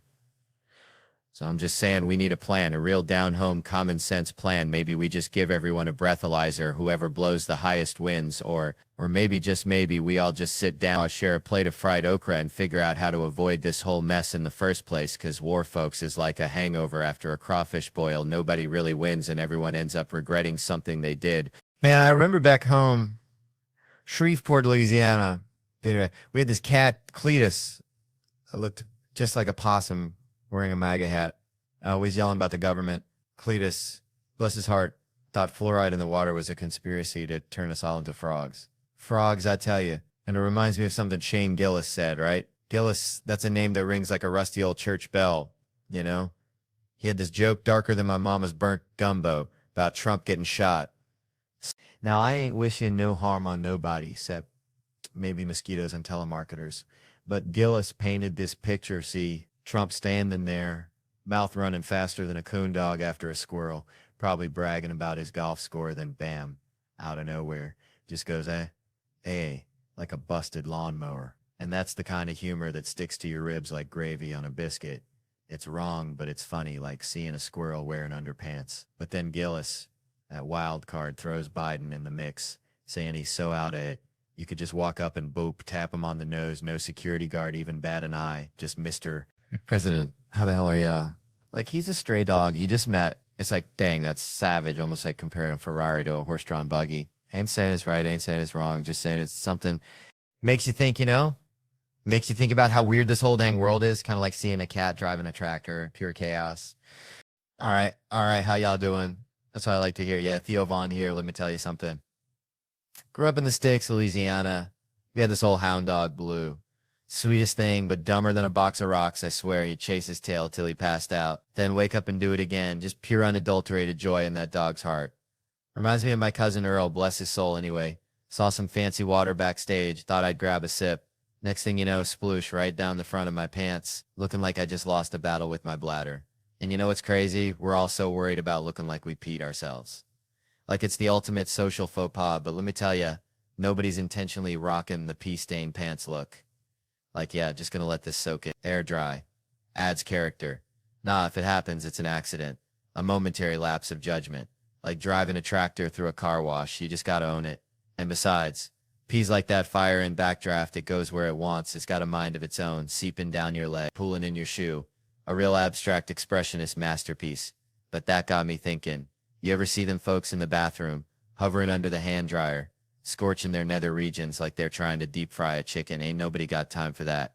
And that water wasn't water, 'cause it just kept humming like a leaky faucet, which is a sign. I'm getting older. 43 now, which is weird, 'cause I just got carded at Cracker Barrel, but my knee sounds like a bowl of Rice Krispies. Makes me think of these awards, we give them out, feel good, raise some money, but it's like, who really deserves it? Like in Willy Wonka, Charlie gets the golden ticket, takes Grandpa Joe, and everybody's cheering. But what about Grandpa George, huh? Laying in that bed, looking like a prune, getting passed over for the guy who suddenly remembers how to walk after 4. Grandpa Joe, that walrus-mustached con artist, lying in bed while they sing Cheer Up Charlie, that song that sounds like a funeral dirge, while his mama makes laundry soup. It ain't right. It ain't fair. It's like award shows where some folks get the golden ticket, and others are left eating dust. And honestly, that reminds me of that hound dog, Blue. He never got any awards, just chased his tail and barked at squirrels, but he was happy as a clam. Maybe that's the real award, just finding your own damn tail to chase. Now ain't that something? Man, growing up in Tickfall, Louisiana, we only saw All Blacks on TV, like when Jason Momoa shows up at my gym, right? And he's all, Theo, you look different on TV, like a fat piece of, but then we hung out for 12 hours. Most genuine dude ever. Way more authentic than my own podcast partner, Brett. Like, I swear, Jason and I, we're practically blood brothers now, Anyway, never thought I'd do stand-up in South America. Figured I'd be wrestling gators till I croaked, but Buenos Aires, Argentina blew my mind. Ate like a king the steak. Oh, Lord have mercy. Then Chile was amazing. Lima, Peru, saw some family, good folks. In Mexico City, spicy tacos and sweet people. Flew home, catnap, then bam. 40-day European tour. That's like being shot out of a cannon made of schnitzel. Madrid, Barcelona, Copenhagen, Paris, London, Birmingham, Glasgow. Felt like I was on a dang space shuttle made of baguettes and bangers, and ended up in Iceland. Ice fire comedy like a Viking funeral for my voice box, And Tom, working for Tom is like finding a 4-leaf clover in a field of cow pies. I tell you, the man gets it. Treat your people right, they'll work their tails off. He's got a nose for good folks, surrounds himself with them, trusts them, creates this whole environment where nobody wants to let him down, like a mama bird nudging her chicks. Meeting Tom 14 years ago changed my life more than grits, changed my arteries. He's unconditionally supportive. Best year of my life. Love you, Tom. Feels like he took a chance on me, like finding a 20-in-your-old jeans, and I can't imagine touring with anyone else. Speaking of, there's Mike Cronin, opens for Tom 4 times this year, probably doesn't remember me, always staring at his phone, but he's proud of Tom, thinks he's a good person, asks for more money. Classic Mike. And then there's Sam, driving for Tom, been thinking long and hard, says he can't say anything good about the man. Reminds me of my Uncle Earl after too much moonshine, says he's mean. Even when he's nice, he's mean, says they work 7 days a week. No time off, hasn't seen his family in 4 years. Then he blows his nose real loud. Gotta do it again. Then serious face, says Tom's a good guy, pleasure to work for, easygoing. But here's the kicker, folks. Sam says Tom isn't funny, which is like saying a dog can't bark. And you know what? Maybe that's the secret. Surround yourself with funny folks and let them shine like fireflies in a mason jar, and maybe, just maybe, you'll get to eat steak in Argentina and laugh your way to Iceland, because life, like a good joke, is all about the setup and the punchline, and sometimes the punchline is just realizing you're surrounded by good people, even if one of them blows his nose really loud. So there I was back in Louisiana, right? And my buddy Dale, bless his heart, he's got this theory about lubes. You see, he reckons women got a secret stash, squirrel hiding nuts for winter, but it's KY jelly, man, just waiting for the opportune moment to unleash it. Sneaky like a gator in the swamp, and it all ties into this whole nasty thing because Dale says women got this unlimited supply of it, like bottomless crawfish etouffee, but men were running on fumes, you dig? We start out all fired up, thinking we're going to reinvent the wheel and maybe even mount a brick on the gas pedal and let the car ghost ride while we're out there buck naked, just pure unadulterated Louisiana crazy. But then reality hits like a mosquito the size of a damn hummingbird, and suddenly we're reaching for the blow dryer, trying to figure out how to spice things up because the imagination wells run dry, emptier than a church on Saturday night, and you're thinking, Lord, maybe the cat and the dog can settle this argument because that's how far gone we get, just grasping at straws, you feel me?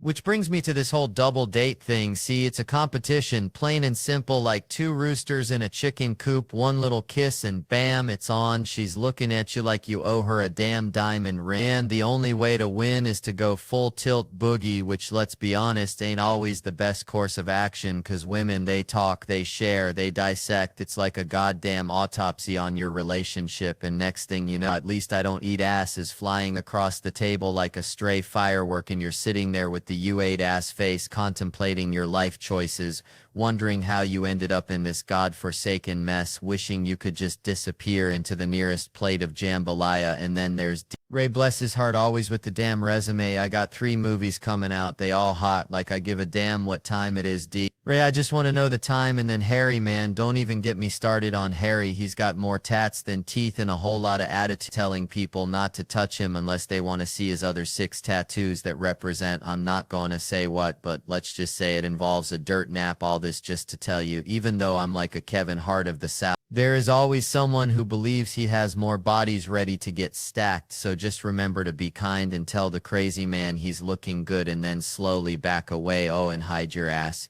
Yeah, all right. So there I was back in Louisiana, probably chasing a squirrel or something, just living that bayou life. And I overhear this gal telling a story all hushed like about some fella, right? She's saying he's yelling. She's saying she don't know how he feels. Typical Tuesday. But then bam, she's changing the subject, asking him questions, trying to be all empathetic. See, now I'm sitting there 6 beers deep thinking this is just another sob story, like when my Uncle Earl lost his dentures in the crawfish pond. Sad, but you move on. But then this lady drops a bomb. The fella only got one leg, y'all. That's like trying to ride a unicycle in a hurricane. It just ain't gonna happen smooth.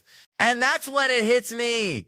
This gal was hiding the leg situation. Like she was trying to sell a used car with a busted engine, just glossing over the details, Suddenly, I'm picturing this poor dude back at his place, and I ain't gonna lie, my brain went to a dark place, like one of them back roads you ain't supposed to drive down after midnight. I started thinking about the logistics, if you catch my drift, like that's extra room. Like them suicide doors on a Lincoln Continental, you just move the stump, bam, instant access. I felt terrible, y'all. Like I just kicked a puppy, so I tried to apologize, buy him a Bud Light, but he just huffed, stood up on his crutch, and hopped off, probably to go think about life and stuff, But hold on, this ain't all doom and gloom, because later on, back in college, and not too long after the crutch incident, as I call it, I was at a Jello wrestling party, because that's the kind of sophisticated stuff they do in Louisiana.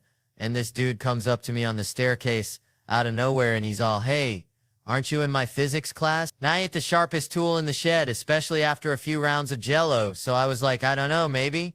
Turns out we were in physics together, but I was too busy trying not to get slimed to notice, so we start sitting together. He's a nice guy, kind of smart, in good shape, likes to party.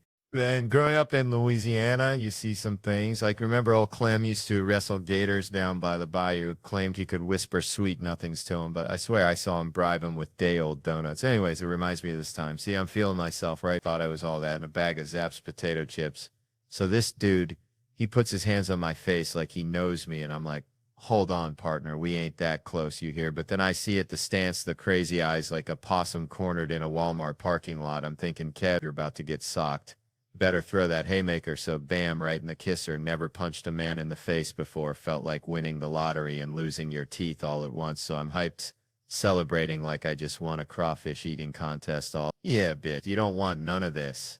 Feeling like a real OG, you know, but then reality hits you like a catfish to the face. Jail time, one bed, one blanket. Suddenly you're offering bedtime stories, but then he tackles me mid-speech like a linebacker going after a toddler. I'm thinking, bro, I'm tiny. I got a low center of gravity like a bowling pin. I ain't going down easy, so I start uppercutting him, giving him the old Louisiana shuffle. He's losing, starts yelling for Thomas, his security guard, and Wayne, my security. This big old fella got Thomas pinned against the wall. Looked like he was trying to teach him the electric slide. I couldn't tell if Wayne was helping me or just enjoying a good squeeze. Didn't ask, didn't want to know. So then it hits me, Dallas, Texas. Getting arrested here is like ending up in a Nickelback concert. Ain't getting out till Tuesday. Gotta get out of here. Nate, my driver, bless his heart, he was OG. Alright, gets the car, puts it on the curb, blocking everything. Never seen him so hyped like he's directing a bank robbery, telling people to stuff my head down so the cops don't see. That's when I realized Nate probably used to be a hitman or something. Then he snaps at me saying, Kevin, you got a career, movies, TV, you're throwing it all away for a street fight like I just bought a fidget spinner at a pawn shop. Then he's back to yelling about cops. We gotta go, but it's too late. We get locked up right there. Cleveland, I love y'all. Good night. And that's how I ended up sharing a cell with a dude who thought he was a heater on you.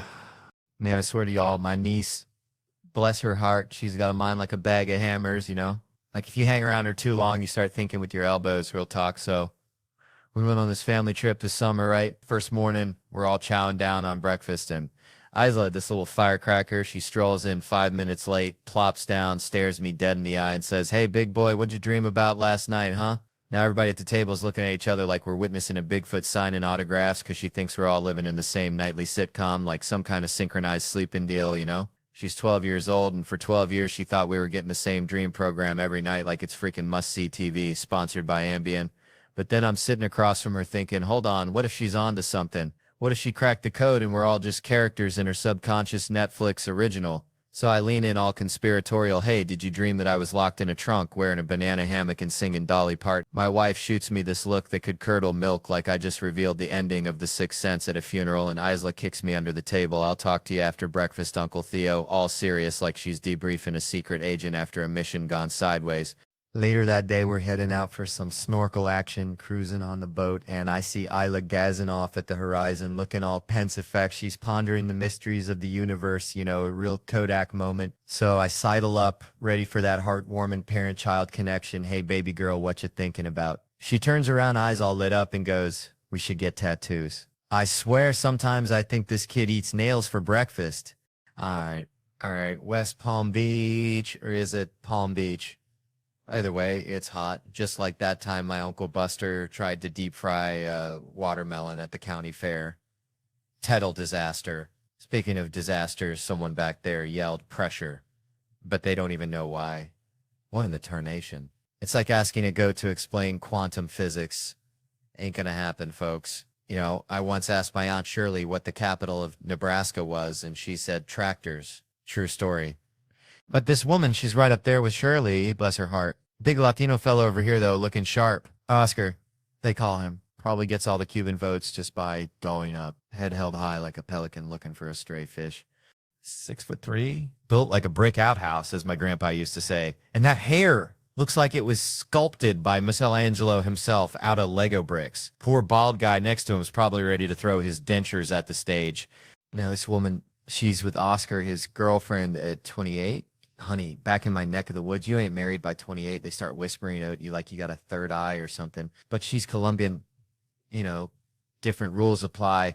It's like comparing a possum to a raccoon, and they both dig in the trash, but they got their own ways. Yeah, Colombians, they got arepas, right? That's it's just a claim to fame. Oh, and that sniff?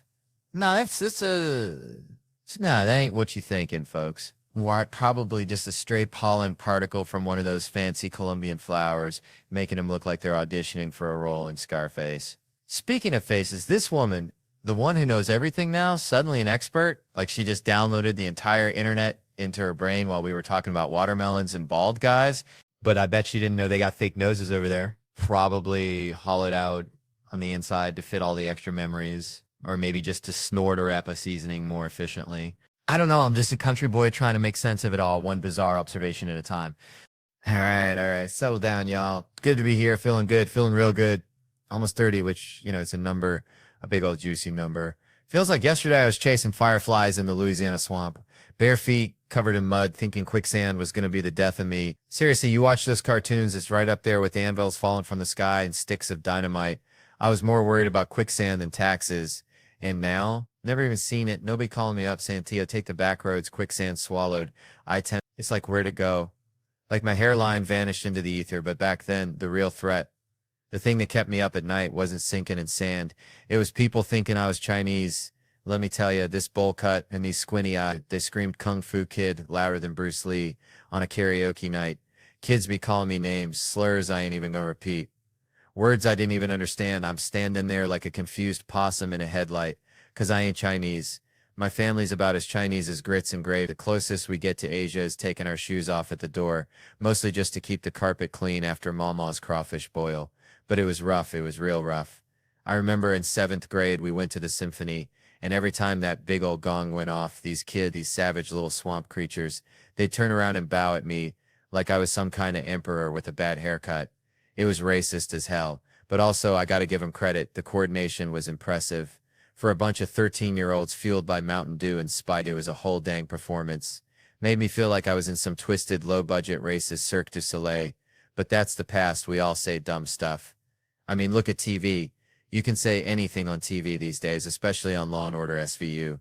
They can't say the F word, but they can describe a crime scene with enough detail to make your stomach churn. Anal contusions this, cement and fecal matter in the ear canal that, and it's always Ice-T delivering the line. Ice-T, cop killer looking confused as ever, like he just walked in off the set of Colors.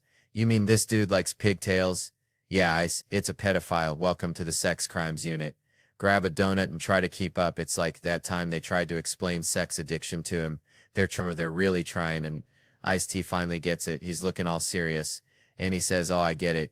You mean like when someone drinks too much or snorts cocaine or bets the house on the ponies? I almost choked on my water. I was praying they'd just let him keep going. Just name every vice he could think of. Or like when someone eats too much fried chicken, or watches too much reality TV, or collects porcelain dolls. Just fade out. Created by Dick Wolf. That's what I'm talking about. That's the kind of TV I want to see. So yeah, almost 30. Seen something, called some names, dodged the quicksand. Maybe it's time to start collecting porcelain dolls. Or maybe just keep watching Ice-T solve crimes. Either way, it's going to be one hell of a ride. Just try not to bet the house on the ponies, All right. So check this out. Reminds me of my cousin Billy Ray. Bless his heart. Used to say just turned sweet 16 about his prize-winning hog at the county fair. Now Billy Ray, he wasn't the sharpest tool in the shed. Kind of like this fella right here. Mentioning the girl's age, like it's a limited time offer at Arby's, which brings me to this whole age thing in life. How everyone's always got an expiration date slapped on him. Especially in this business, you get past 30 and suddenly you're antique furniture. Got to dust yourself off before every gig, Like I was talking to my buddy Earl the other day. Earl swears he's Benjamin Buttoning. Getting younger every year, says he started using this snake oil from a traveling salesman.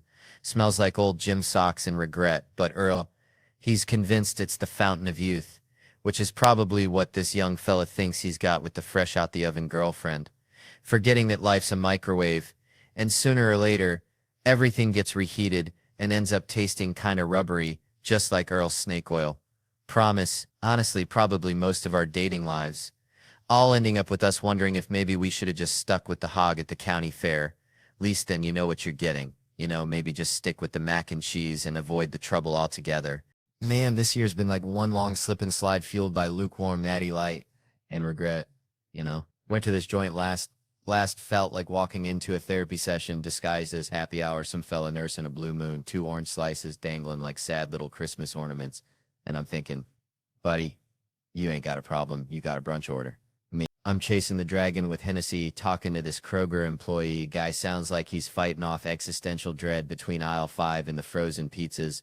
And I picture him answering the phone, some lady yelling about a busted can opener, and he's got to be like, hold on, ma'am. Let me just snort a line and crack open a blue moon because Kroger's testing my will to live today.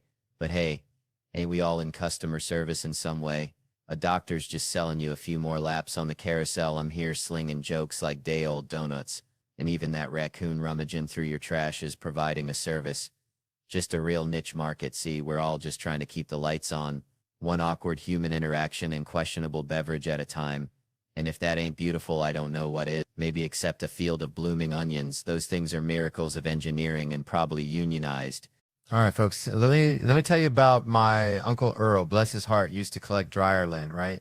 Not just any lint, mind you. Earl only collected lint from his underender, said it was like harvesting tiny, fluffy memories of his day, you know? Anyways, Uncle Earl, God rest his soul, he'd always say, Theo, life's like a lint trap, catching all the weird stuff. But it's what you do with that weirdness that matters, and Lord have mercy, he was right. That brings me to Joe Biden, bless his heart. Old Sleepy Joe seems like he's collecting weird moments like my Uncle Earl collected lint, you know? Just piles them up. See him with Greta Thunberg? I'm predicting awkwardness so thick you could spread it on a biscuit, that's a fact. He'll be whispering sweet nothings about the ozone layer. She'll be glaring like he just single-handedly melted the North Pole. It'll be a YouTube goldmine there. I'm telling you. And Asians, now there's a group, y'all. Smartest folks on God's green earth. They're building iPhones while the rest of us are arguing about politics on Facebook. That's a fact.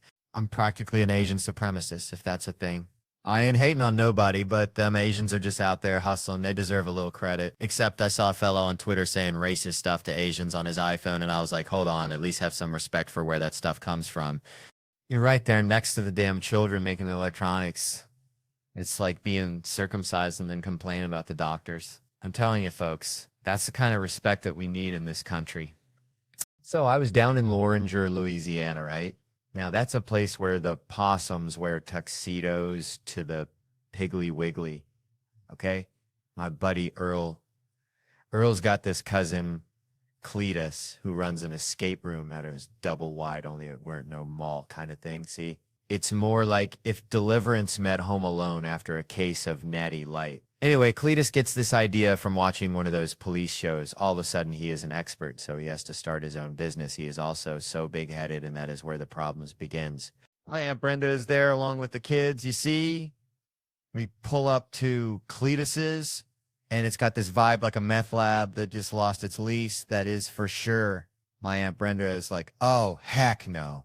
But the kids are screaming about fun, so we go in. Now Cletus opens the door wearing a bathrobe and a shower cap, looking like a Baptist preacher's wife after a rough night. First thing he asks is, have y'all seen my chihuahua, Pepito, and my uncle? Never one to miss an opportunity. Yells, tell Pepito to go get rocks. And then he spits a dip of tobacco onto the porch.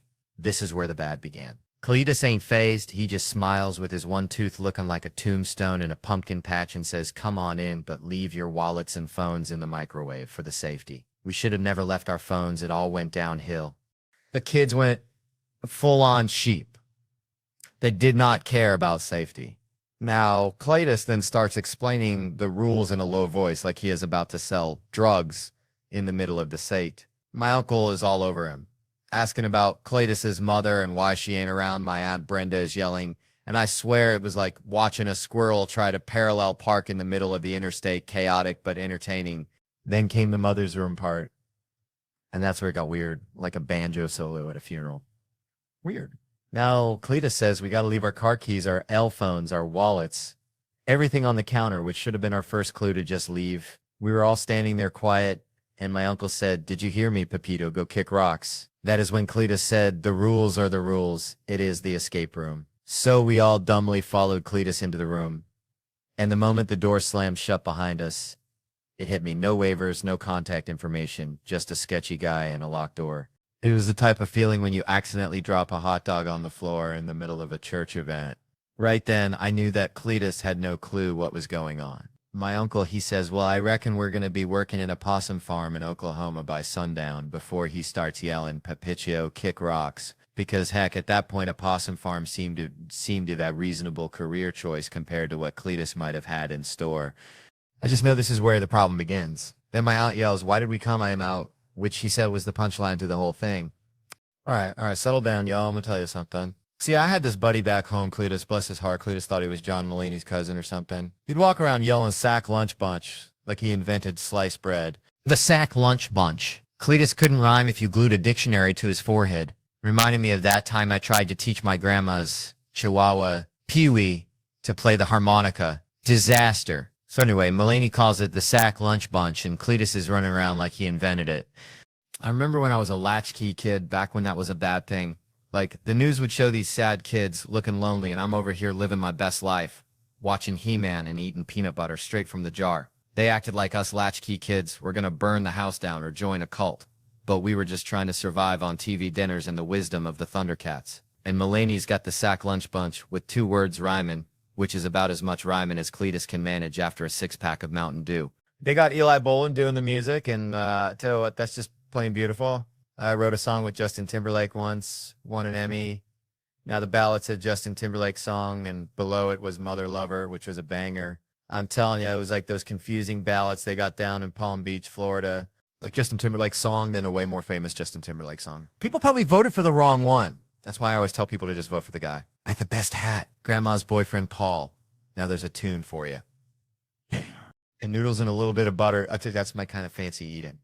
Then there's Do Flowers Exist at Night. That right there, that hits me in the feels. Mulaney says he can't picture a flower at night, and honestly, neither can I. I lay in bed thinking about that stuff. What about those tulips in front of my house when I was 9? What were they doing at night? Were they sleeping? Were they plotting against me? My brain is just a swamp of weird thoughts. You know, if you worked with kids on set, which, Lord have mercy, my friend Dr. Kitty McPotch always says never work with children and animals. Kitty McPotch, yeah, she treats kids and animals, probably seen it all. But Mulaney, he don't dead on. He's got 15 kids, and they're all hyped up, supporting each other, more mature than the folks at SNL. Bless their hearts. But those kids get riled up, yelling toilet mark at the clapboard, and Reese Thomas, the director, who's worked with everyone, asks them if they behave like that at school. And one kid goes, "We don't go to school. That's how you know you're in trouble." Richard Kine's in it too, a legend. But Mulaney wanted Michael Dukakis. Dukakis! Back when I was 6, he was huge. Mulaney wanted Dukakis to deliver a letter and be cheered for 30 seconds straight. Now that's the kind of comedy I like. He didn't get a script because Mulaney was delaying. Poor Dukakis forgotten. We all forgot about him. Half the country wanted him president, and they just banished him. All I remember is him riding around on that tank with the helmet on, looking like a confused turtle. And that was bad. They made him look like an idiot. And it's like nowadays, if Mulaney ran for president, they just take that pediatrician vet joke, slow it down, and be like, look at this idiot, and he'd be done for. Still over you, John Mulaney. All right, so I was back home in Louisiana, right? Just the other day visiting my cousin Dale. Dale's got this pet raccoon named Ricky. And Ricky, I swear to God, he's got more self-awareness than half the people I went to high school with, including myself on Tuesdays. So Dale's trying to teach Ricky to play the harmonica, right? Harmonica, folks. This ain't no triangle. This is Louisiana blues we're talking about. And Ricky, bless his little bandit heart, he's just squeaking, sounding like a rusty gate, fighting a goose. But Dale's convinced he's about to unlock the secrets of the Delta. Anyway, watching Dale and Ricky got me thinking, you know, about why we do things for ourselves, for other people, or maybe just to escape the sound of Ricky trying to play Amazing Grace. And it's like this whole waxing thing. I mean, I don't get it, but I kind of do, because it's like that needle, that anticipation, that little bit of trauma, and then bam, it's over. You know, kind of like watching Ricky play the harmonica, just a sudden burst of pain followed by a deep sense of relief. I saw this girl getting waxed, right? Talk about vulnerability, lying there naked, feeling like a crawfish at a boil, but she's doing it supposedly for the fellas, but let's be honest, it's for her, because feeling good, feeling clean, that's a feeling that's worth enduring the whole hairy situation, right?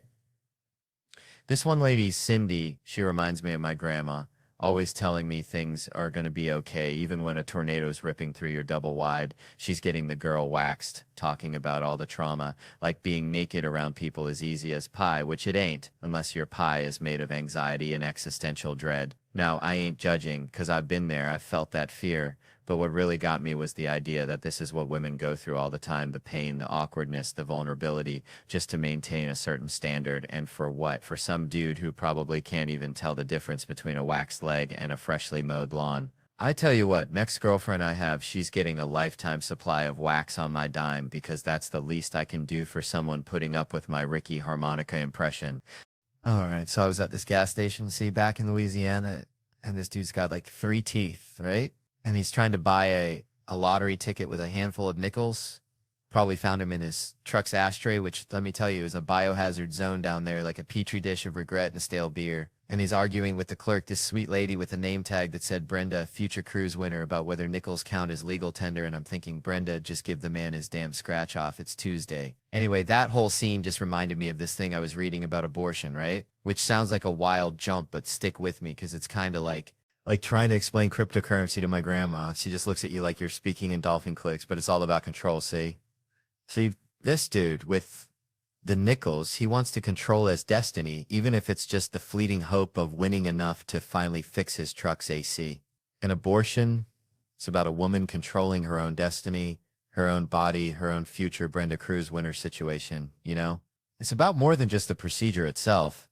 It's about the whole damn swamp of politics and religion and opinions that get slathered on it, like crawfishy toofy on a gas station hot dog. You got folks screaming about life, which I get it, life's precious, but so is freedom and choice and not having to name your baby Bubba Jr. the third.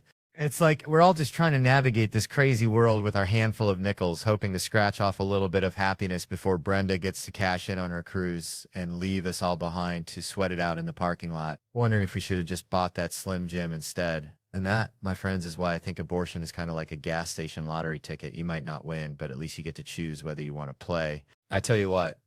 A few weeks back, my email got ransacked at like a trailer park after a tornado, but it had this weird silver lining, you know.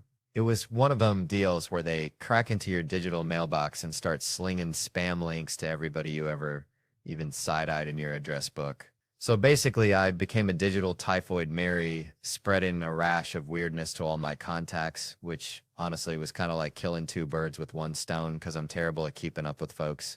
I'm like a hermit crab with a smartphone. Consider it my Christmas card for the year, a digital thinking of you with a hint of identity theft. And then, bless their cotton socks, everybody emailed back to tell me I'd been hacked. It was like a digital baby shower, folks, crawling out of the woodwork to send their well wishes and warnings. Email viruses, man, they bring folks together in ways you wouldn't believe, like a potluck after a hurricane. And I get this, one fella I know, bless his heart, emails me back saying, I quote, hey, clicked on the link you sent. Don't want to buy any herbal Viagra. Dead serious, this ain't no comedian. I've known him 17 years. He's dumber than a box of hair. That's the long and short of it. So, a few things tickled me about this whole shebang. First off, who in the name of Dale Earnhardt still clicks on spam links? And this link, mind you, looked like it was cooked up in a meth lab. Dollar signs and swastikas, like HPV wrote a website. He gets this in a blank email and thinks, yep, that's the ticket. Clicks on it with gusto, and then gets whisked away to a website selling this herbal Viagra, and his first thought is, Theo's getting into the snake oil business. But you know what kind of stung my biscuit? The thought that he figured that's how I'd hawk herbal Viagra, like I'm some kind of backwoods huckster just dropping links in blank emails with the subject line, check this out, which, by the way, ain't never been said by me in my entire life. If I was going to spam everybody I ever met about some shady new hustle, I'd pen a damn novel of an intro letter first. Dear friends and family, comedy didn't pan out. Turns out folks ain't paying to hear about my childhood in rural Louisiana. But have you ever hankered for some Viagra, but feared the side effects of the non-herbal kinda? Well, me and my Cayman Islands business partners got the remedy. Click on the swastika below and be whisked away to the world's ugliest website. Hope you can read pink on purple, because that's the layout we chose. Thank you, and may the Lord be with you. That's how I roll. Ain't no half-stepping.